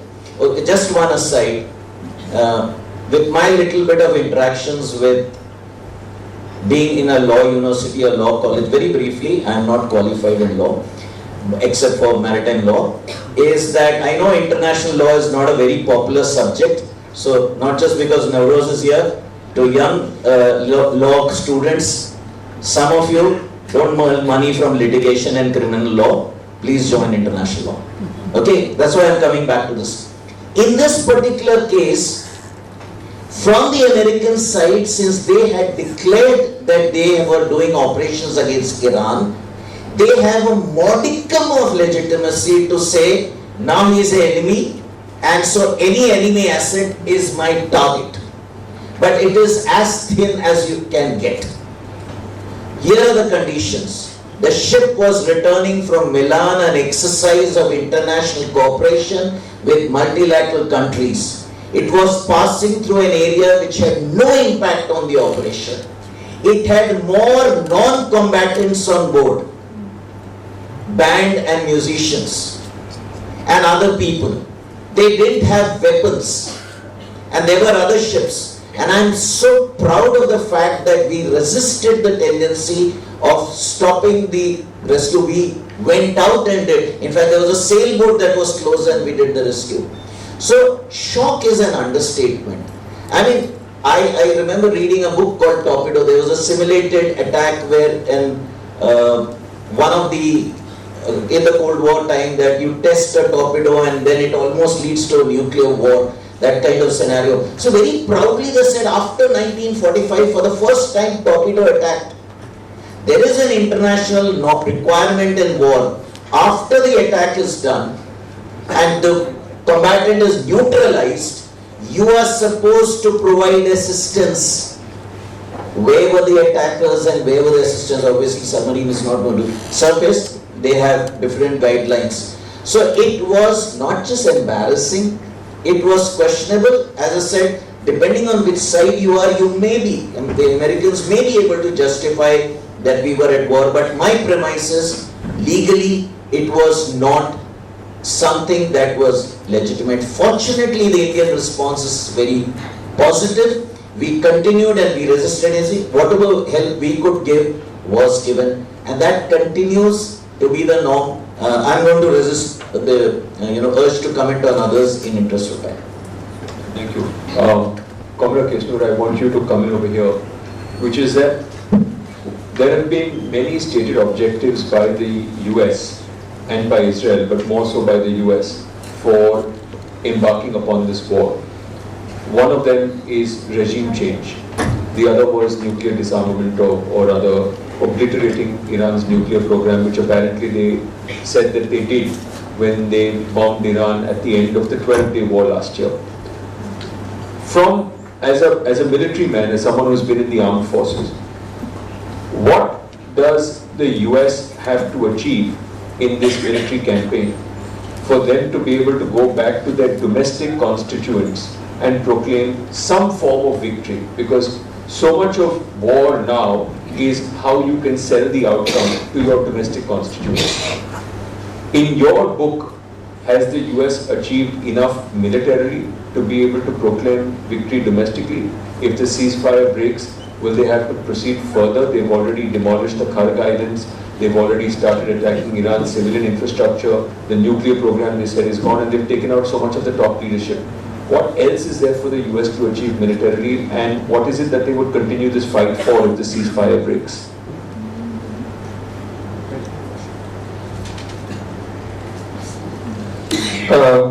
Just very briefly to address the other points before I come to, and I'll also keep it short. Kishu, it's not that I'm taking up for Israel. I'm just trying to suggest, I'm just trying to suggest that, this is a conflict where nobody is coming smelling of roses. It's a dogfight, and merely because there are certain strong personalities on one side, we seem to forget maybe the 12,000 deaths that you spoke about internally in Iran, or the other aspects. So I was trying to simply give a different perspective. So similarly, on the IRIS DINA issue, the one point I'm going to agree with Commodore Johnson is that all law students must study international law. But everywhere else, with the highest respect, I completely disagree with him. Now, 3 or 4 points very quickly. IRIS DINA, remember the jus in bello applies even when jus ad bellum has not been declared. So even if a state of war is itself in question, the conduct of war has to be as per. I mean, it's again interesting that you people use the phrase international humanitarian law, and that's right, but we people in the Fauj call it law of armed conflict. It's simply the way we see it, you know. So as per the law of armed conflict, there are two belligerent nations. IRIS Dena is not in any country's territorial waters, either Sri Lanka's or India's. It was struck by a US submarine. Both are at war, both irrespective of whether it's been declared or not, both are belligerent nations. The US submarine took out a legitimate military target in hitting an Iranian Navy ship. Please remember that the US Navy has destroyed 19 Iranian Navy ships. So Navy ships are legitimate targets in war. Now, where it was geographically doesn't matter. Naval battles take place across extended territories, going back into history too. Unlike the army, you don't fight on rigid fronts. So if you get an opportunity target in different parts of the world when you're at war. Similarly, there is no such thing as an unarmed combatant. Perhaps the only unarmed or civilian combatants is if warship have a civilian barber or a dhobi. Cooks or stewards or people from the band don't necessarily, because they are in uniform, they don't become, you know, unarmed combatants. And a warship, whether coming back from an event or a fleet review, continues to be a warship. I agree there can be very strong moral, aesthetic, political reasons to condemn what the US did. But within the constraints of war, military operations, maritime operations, US used the flexibility inherent to it to wage that war. Secondly, it's impractical to ask a submarine to rescue people of a ship it has hit. Submarine doesn't have capabilities. It will prejudice its own safety.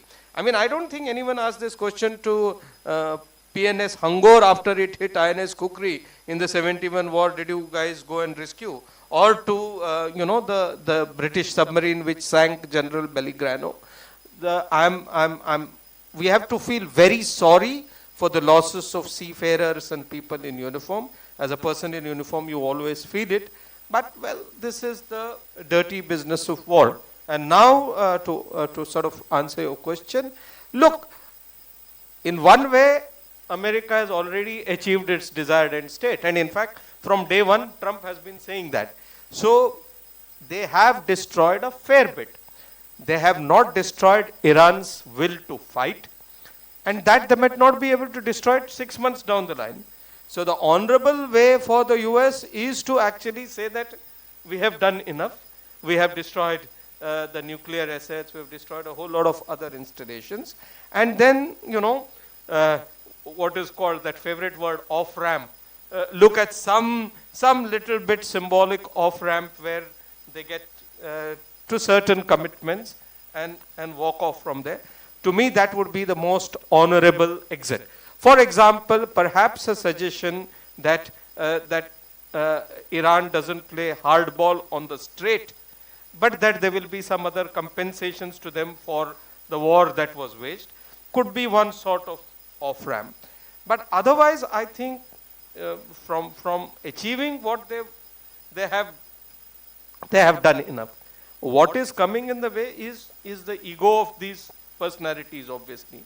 And we hope that in these 2 weeks, that sort of, you know, ego somehow, somewhere gets subdued. You know, just the last point, since Navroz talked of a couple of quotes, so I'm also reminded of a quote when you talk of America or most global powers. It is said that those who rule the waves wave the rules. So you know, I'm not suggesting that India should be in favor of those who are waiving the rules, but you got to be practical enough to know who are ruling the waves, and therefore you should tack to the winds accordingly. And I want to round this up with a question to Milind, and Milind, if you can give us your quick response to this. Number one, it's a two-part question. Number one, is that people in India have mixed reactions to the idea that Pakistan is involved in brokering peace between the actors in this war. Does that enhance or add to Pakistan's profile on the international community, which is a matter of direct consequence to India because of our own situation and border conflict with Pakistan and our attempt in the past in trying to establish to the world that Pakistan is a state that sponsors terrorism in India? So is that something which is going to enhance Pakistan's profile and therefore impact India's message or attempt to persuade the world as to what Pakistan as a state is all about? And the second, very quickly, if you can sum up the state of the position today in terms of the India standpoint, can India do anything to insulate itself from the fallout of this war economically? Thank you. Firstly, I don't, as I said earlier, I'm convinced that India should, the comparison that was made that, shouldn't India have been a mediator in this dispute, and I'm convinced that India should not have been a mediator in this dispute. I don't think Pakistan's stature internationally, Sharan, will be enhanced, but what I do fear is that you can see an axis which is very clearly developing between certain powers and Pakistan. And you can see, for instance, that today, just the fact that what we saw during Operation Sindhu, that 80% of Pakistan's military is Chinese. The fact that China has pumped in about $60 billion for the China-Pakistan economic corridor, for which, by the way, we have, our response to that really is Chabar port, which gives us access to Central Asia. So for me, the largest strategic concern would be this axis between China, Pakistan, Saudi Arabia, Turkey. Those are things that worry me more than Pakistan being a mediator in a dispute or a war that hasn't even ended. Quickly, few comments before I come to what India should do to insulate itself from future problems and crises such as these. Firstly, your question is a very, very interesting question to Commodore in terms of can America and can Trump take this war and this conflict back home and sell it to his constituency? I don't think he can. And I think it's very clear that he tweeted recently that it's the average price of oil is, petrol and diesel is $4 per gallon. It's highly likely and probable that that price will increase. And it's very clear his core MAGA base, for them their core values, their core political electoral issues are strong borders, fighting against migration, healthcare, and no wars. And his popularity is already very low. He's already having a massive dispute on Twitter and social media with his core MAGA base. So time will tell whether he's able to sell this to his constituency back home, because in November of this year, you have elections for their parliamentary seats, for their congressional districts. So you'll see what happens in that midterm, and in all probability, it'll be very difficult for the Republicans to retain the Senate and to retain both houses. There was a little discussion going on in this part of the panel in terms of India's strategic autonomy and how we've sort of steered clear from commenting on what's been happening. I think it's also important to note that when the Israel-Gaza conflict happened, yes, while India does want to maintain strategic autonomy, and I'm sure we all agree that real politics is the need of the hour, we have to look out for our own interests. We condemned unequivocally, firstly, the terrorist attack that happened in October 2023, where Hamas attacked Israel. We condemned the excessive use of force by Israelis against civilians in Gaza. Not just that, we sent humanitarian aid to the people and the children of Gaza. Even recently, when the supreme leader was killed and assassinated, perhaps we didn't do it as quickly. No, within a few days, the foreign secretary did go to the Iranian embassy and signed a condolence book. So of course, but my point is, we need strategic autonomy, but we are also walking the moral high ground. I do believe that we're striking that balance between what we should do morally and what we should do from our self-interest. To answer your question, how do you prevent these global crises which are beyond our control? Not just how do you prevent them from affecting our economy, affecting our politics, but in my opinion, how do you convert some of these problems and challenges into opportunities? And I think we've seen that to some extent from COVID to now. As far as the energy crisis goes, it's very clear we have to diversify our energy supplies. Number one. Number two, there's no reason why state government, central government should not be encouraging more domestic production of oil and gas. We have one of the largest reserves. There's no reason why we still have to continue to be dependent on West Asia, Canada, the United States. We have today about 10 days of strategic oil reserves. What that means is if there's a war, it's a contingency reserve. It's largely in Mangalore and Vizag. My late father, in fact, set up the first strategic oil reserve for India, which gives us a buffer of 10 days. We need to expand that, increase that. A country like Japan today, for instance, has 250 days of strategic oil reserves. They can sustain a war almost indefinitely. It's not easy to do so. It's a massive cave that you have to dig under you actually get to that strategic oil reserve by driving down in a jeep. It's very interesting to do, but it's very difficult to do that. But that's something we need to focus on as well. As I said today, Sharan, maritime choke points are increasingly going to become conflict zones. We've seen that, as I said, after the Israel-Gaza war broke out with Houthis in Suez Canal. We're seeing that today with the Straits of Hormuz.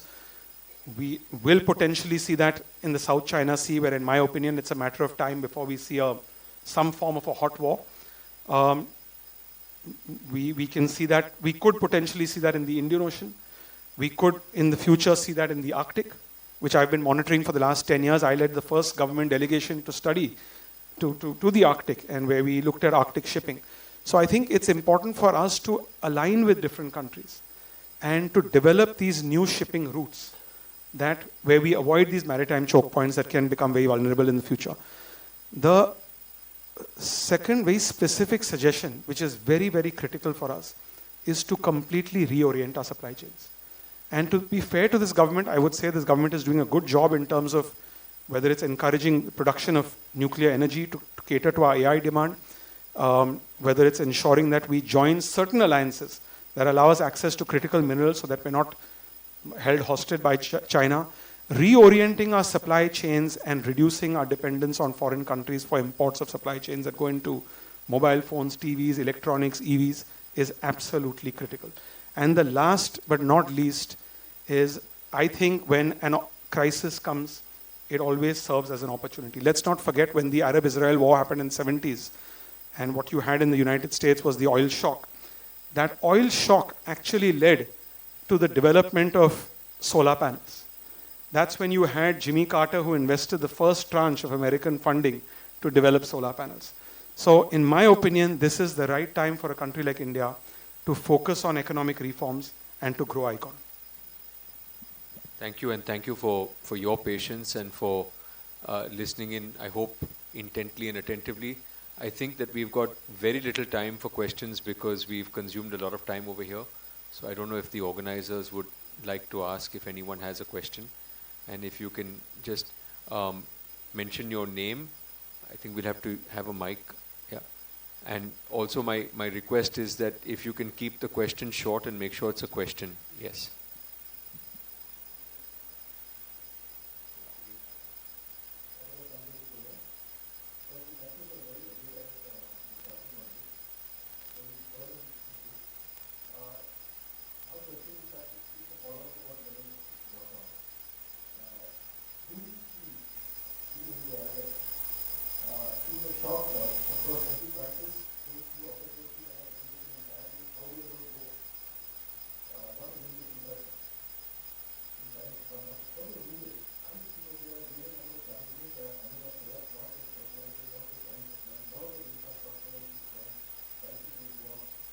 All of that. But I think the point that Milan brought out about the axis that is emerging, the weakening of the United States is actually propping up China in a way. The fact that NATO is almost defunct. What's going to happen with Taiwan?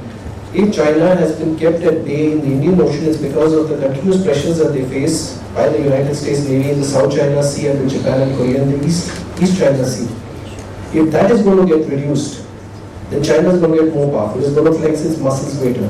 The axis of evil that China and Pakistan, North Korea, Iran is also a part of that. With all of this emerging, And China, one of the more powerful on the international stage, that is going to affect us in ways that we need to cater for.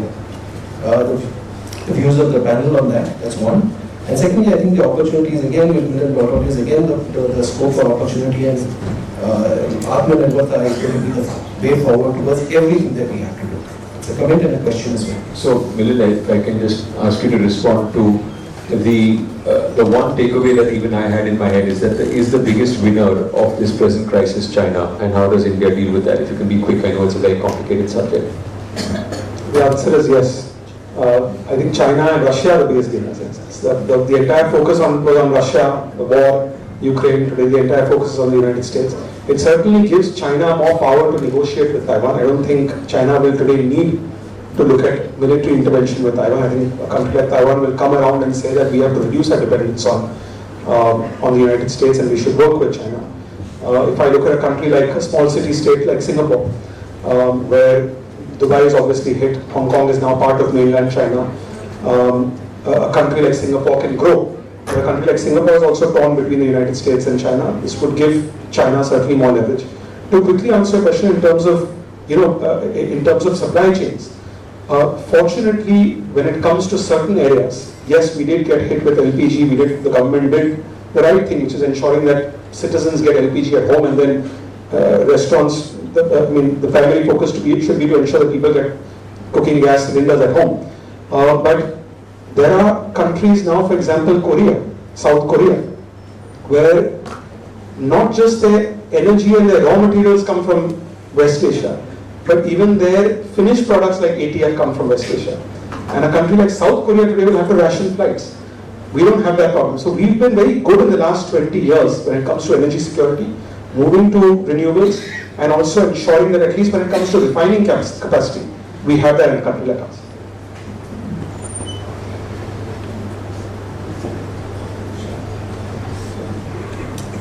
Yes. Can we have the mic over there too?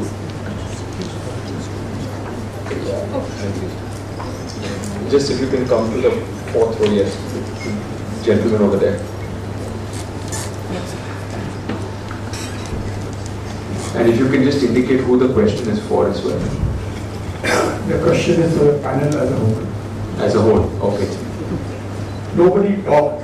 I think one of the biggest miscalculations of the United States has been that they were trying to take on a civilization which is far more ancient. And I'm saying this because Persia has outlasted several, let's not talk of Iran, but it's Persia. And Persian civilization has outlasted several attacks and will continue because it's one of the, historically, from the Russians to, and that is what has been one of the biggest miscalculations. It is not Venezuela, which is a more civilization, but it's really an occupied territory. And the Arabs are all Bedouins. It's a nomadic, nomads. Saudi Arabia is not really in that sense of civilization. So it is really from that perspective that one has to look at it.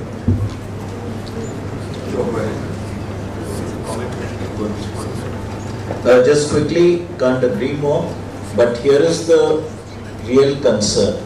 Concern is not history, because I think a lot has changed. It's good to learn from history. Is that one of the miscalculations in common, I'm not saying everybody who's academically bound or from a think tank point in the US will do this, is that sometimes we can also take homogenize areas. And sometimes we don't realize between Iran and Iraq, it's a whole difference. Between Iran and Afghanistan, it is different. Sometimes there is this tendency to broad brush. And that is why that wargaming, strategic calculations, those details, and one of my intents is saying continue to study international law or research, is as far deeper study required so that you are not doing things based on a whim. So partly agree, some will be historically valid, some may not be valid anymore. Those differences will have to be given. Sure. Just 30 seconds. There is no doubt that people have miscalculated Iran's resistance. But I'm somewhat wary of this sudden explanation of the civilizational aspect. Of course, the Persian civilization was there. I don't know how much the present Iranian regime identifies with the civilizational aspect of Persia. So to me, a lot of this is retrospective explanation of why probably Iran is putting up a good fight. Iran is putting up a good fight, but is it civilizational? I think we'll have to wait for a while before we answer the question. When you talk of the Iran regime, I think one of the tragedies of this entire situation is that 3,000 Iranian civilians have lost their lives due to this conflict. But in the year before that, 12,000 Iranian civilians lost their life to their own regime. Absolutely. Something that we should also keep in mind. Yeah. Sorry, we take a, we come to you. Oh, sorry, you have a mic in your hand. Please go ahead. Please indicate your question and for whom is it for. Sir, my name is CA Chartered Accountant Kamal Naulakar, and my question is to anyone in the panel. To the best of my knowledge so far, no war, it is a business of bad, bad business to do, or declared war, not declared, or everything discussed. To my knowledge, there's been no bomb, no missile, no other weapons of destruction fall ever on American land. So, तुम्हारे घर में तुम का झगड़ा, तुम ही मरो, तुम ही करो. You know, what the panel has to think about it, that has any power ever fought on the land of America on the principle that we are discussing? Russia, yes. Ukraine, Sudan, Iran, all these are examples there. But has any bomb ever fell, any missile on the American land? Anyone can answer that, sir. And if not, is that the question of the power, the might, the power of position? What is this? Thank you. Navroz, why don't you respond? We of course know Pearl Harbor, but is that what emboldens America to embark upon these wars, feeling that its soil is safe? You have a point. Of course, there was a war fought by America against the British when Britain was the colonial power. So in that sense, there was a war. It was again fought in 1812, but that's historical. In the recent past, apart from the attack on Pearl Harbor, which technically was not on, in that sense, on mainland America, but was in Hawaii, you're absolutely right. And it is possible that emboldened by the knowledge that they are beyond the reach of any power in the world to actually attack America, they have embarked on various wars. But you must also keep in mind that after World War II, except for possibly what could be called a draw in Korea, America has lost every single war that it has indulged in, whether it was Vietnam or whether more recently in Iraq or Afghanistan. And the general thinking is, again, it's too soon to say in a sense, but the general thinking is that the single biggest loser of this war in West Asia, which we are discussing, is America. Yeah. Just a small comment. America has been attacked, 9/11. So no, not a war, but there were as many people who died in 9/11 as in Pearl Harbor. The number. So we do not know whether this Middle East crisis can actually escalate there. There's really no saying whether it can or cannot. So yeah.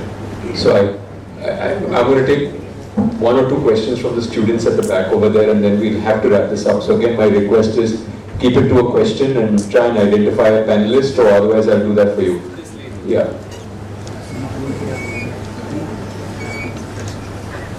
Hello, my question is to Mr. Seervai. In response to what you said, the problem is probably with the framing of how the structure of UNSC was framed, So do you think United Nations can become more relevant if we somehow reimagine the structure of UNSC or create an international police that UNSC sought to be but could not be, and give some court universal jurisdiction over these crimes? Or is the solution even possible? The short answer is yes, it would be beneficial if it could be restructured. The problem is that the UN, with its present structure, especially the Security Council, and the permanent members who have a veto, will never permit that restructure. So that's really the short answer. Last question. I'll go right to the back. Gentleman, right in the back over there. Yeah.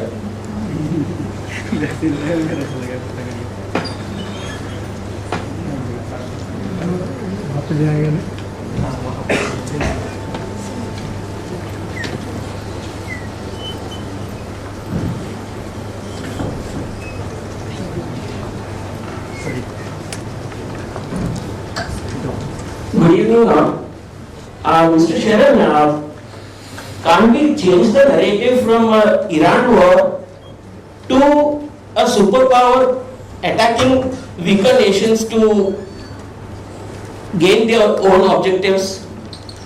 Because it will frame the issues and perhaps it will be a step towards peace. I think that's something that we've discussed, and I think that the whole world has already given it that narrative. I think very few people are now calling this an Iran war or any kind of war which has been justified against Iran. It is a war by a superpower that is flexing its muscles. So I think that narrative has already been established, and I think that's also something that most panelists agree with you on, that that is the way which we see the war. So I think that we're going to have to close this panel discussion right now. Sorry. Yeah. One question, sir. Can we have a mic in the front, please? Yeah. Sir, I have one.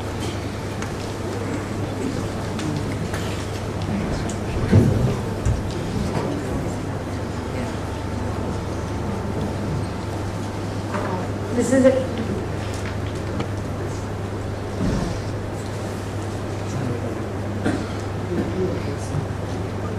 is a question for Milind. Taking up from what Kishu said, that silence is golden, and Milind saying that we have to accept that real politics is what should rule us and what should influence us in our actions, in our policies, and that self-interest is what we have to focus on.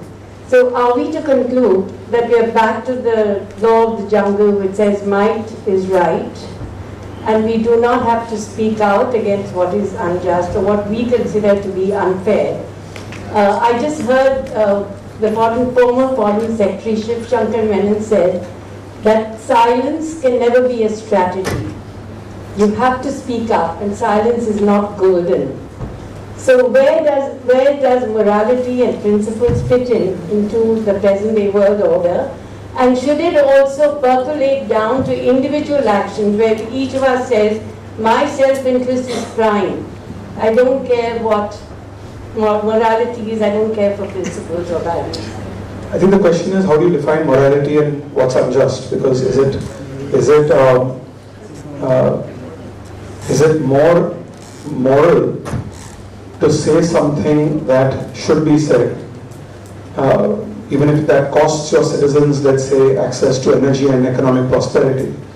Or is it more moral to look after their interests and grow as a country? So, as I said, India has been very good, in my opinion. I mean, we've actually been doing this traditionally for many, many decades, even during the peak of the Cold War.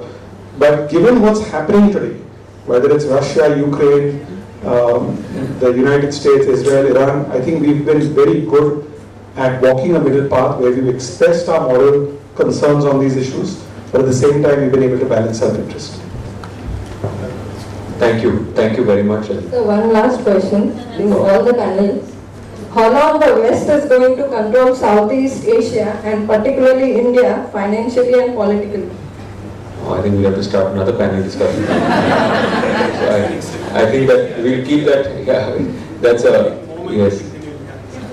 I I think we're totally out of time. I think that's the indication that I've got. And thank you for your patience and for everyone being over here. And I want to thank all the panelists. I thoroughly enjoyed this. And I also just want to sign off on this note. For so many years, I've been watching my father, Harish Chaktiani, who's here with us, handle this panel with such poise, dexterity and balance. And I was completely overawed with the thought that I would have to step into his shoes. I'm doing this only for this year, and next year he'll take over again. Yeah.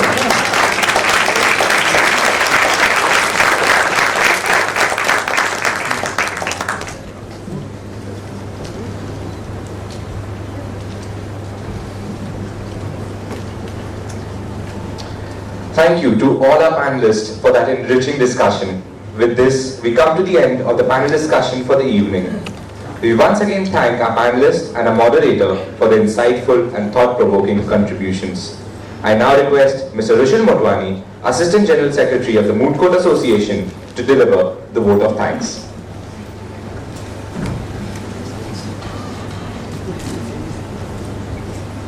A very good evening to everyone present here with us today. Our esteemed panelists for the evening, moderator, senior advocate Sharan Jagtiani, Mr. Anil Harish, Mrs. Shobha Jagtiani, and all members of the Harish and Jagtiani family present here.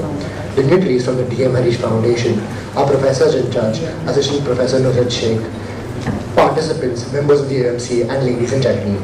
It is my true honor to be addressing this audience on behalf of the organizers of this celebrated event.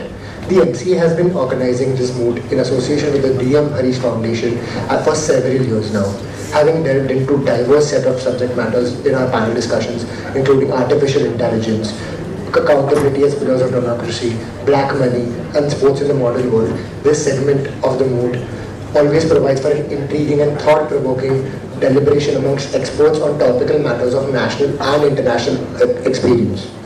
We are truly grateful to the DM Harish Foundation for entrusting us to organize an event of this stature year after year. Today's panel discussion has highlighted the pressing need to continuously re-examine the principles of international humanitarian law in the context of evolving geopolitical conflicts. I would like to express my heartfelt gratitude to our panelists for the evening, Mr. Milind Deora, Commodore Shrikant Keshnur, Commodore Johnson Odakal, Senior Advocate Navroz Shirbai, and Professor Naswani, and also to the moderator for the evening, Senior Advocate Sharan Jagtiani. Our Madal Principal, Dr. Asmita Vaidya, has been a constant pillar of guidance for the MCA. We are truly grateful for her willingness to help us in carrying out all of our endeavors. I'd like to thank our professor in charges, Assistant Professor Nuzhat Sheikh and Professor Hake, for always being a support and a pillar of support to us. We sincerely appreciate all your guidance and are grateful to your patronage towards the committee. The legacy of the DM Harish Moot, having already completed 26 years, is highly revered, and it is a true honor to be associated with this prestigious name. My most sincere gratitude to Mr. Anil Harish, Mrs. Shobha Jagtiani, Mr. Harish Jagtiani, and all the trustees of the DM Harish Foundation. This event would truly not have been possible without your guidance and your support. Your continued assistance in bringing every last detail together is indispensable to us. I would also like to thank the post holders and members of the Moot Court Association for their constant devotion towards all activities of the committee. Their dedication has truly contributed immensely to make this panel discussion a resounding success. No event in this college would have been possible without the administration and staff of the college. I would personally like to thank Rakhi ma'am, Prajakta ma'am, Ajit Kaka, Jadev Kaka, Siddesh sir, and all the college staff and administration for their help and guidance to the MCA. Finally, I would like to extend my sincere gratitude to all the participating teams that have travelled from across the country to attend this competition. I truly hope that you've been having a great experience so far, and we look forward to seeing exhilarating rounds of arguments as we move closer to the final round. I wish you all a very pleasant evening and good luck to all the teams for the further rounds. To end this discussion on a solemn note, I request everyone to rise for the state song followed by the national anthem. Thank you.